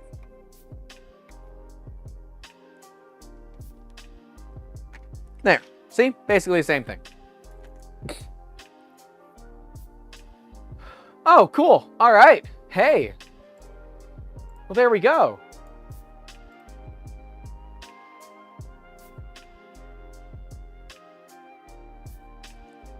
Wow. Guys, that is super flippin' cool. There you go. We're not 100% done yet. But certainly... yeah. So we have the neck extruder, XLCD, Y carriage, and heat bed, as well as a pre-flight check. And I think all of that is appropriate for tomorrow. But we must first follow the directions. How many gummy bears? 5? Make sure I do it right. 6! Oh, man.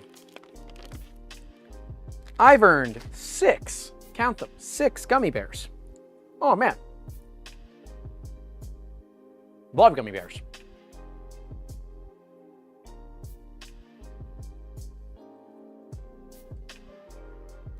Yum.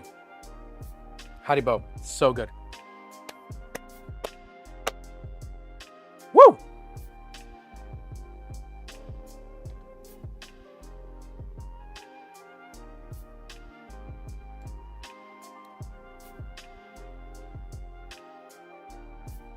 Yep. These are good. All right. I think it's a good place to call. That's a solid 3.5 hours on this build. James, no! I just dropped frames right as we were finishing. That's hilarious. Yeah. I do think this is a good time. I think we're kind of at... Ooh, did Spotify even stop? No, it's at the end of a song. This is a good time to kind of pause this until tomorrow. We will be back tomorrow with part 2, which will include getting this thing running. I am very, very excited. I can't say we were problem-free today with Spectrum, but... well, it was less than normal, so... I'll take it as a win. But that is all I have for you all today. Thanks again to Prusa for sponsoring this kit, getting it out to us for free so that we could build this for you all live, hang out, and make some awesome little jokes. But if you do want to get this kit or you want to get any other Prusa products, you can use the link in that description down below. It is an affiliate link, and that does support the channel. If you do want to support the channel otherwise, we have obviously leaving a like, getting subscribed, Patreon, PayPal, YouTube channel members. $10 tier and higher gets you in our Discord, where I will be in just a few minutes hanging out.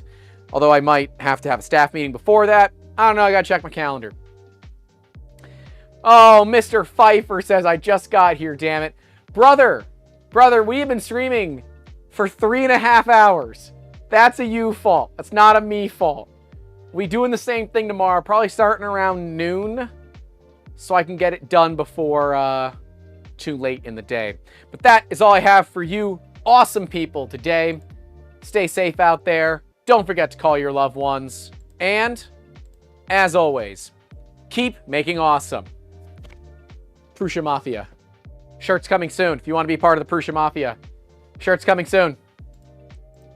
See you guys later. Take care. Leave a like. Some other things. See ya.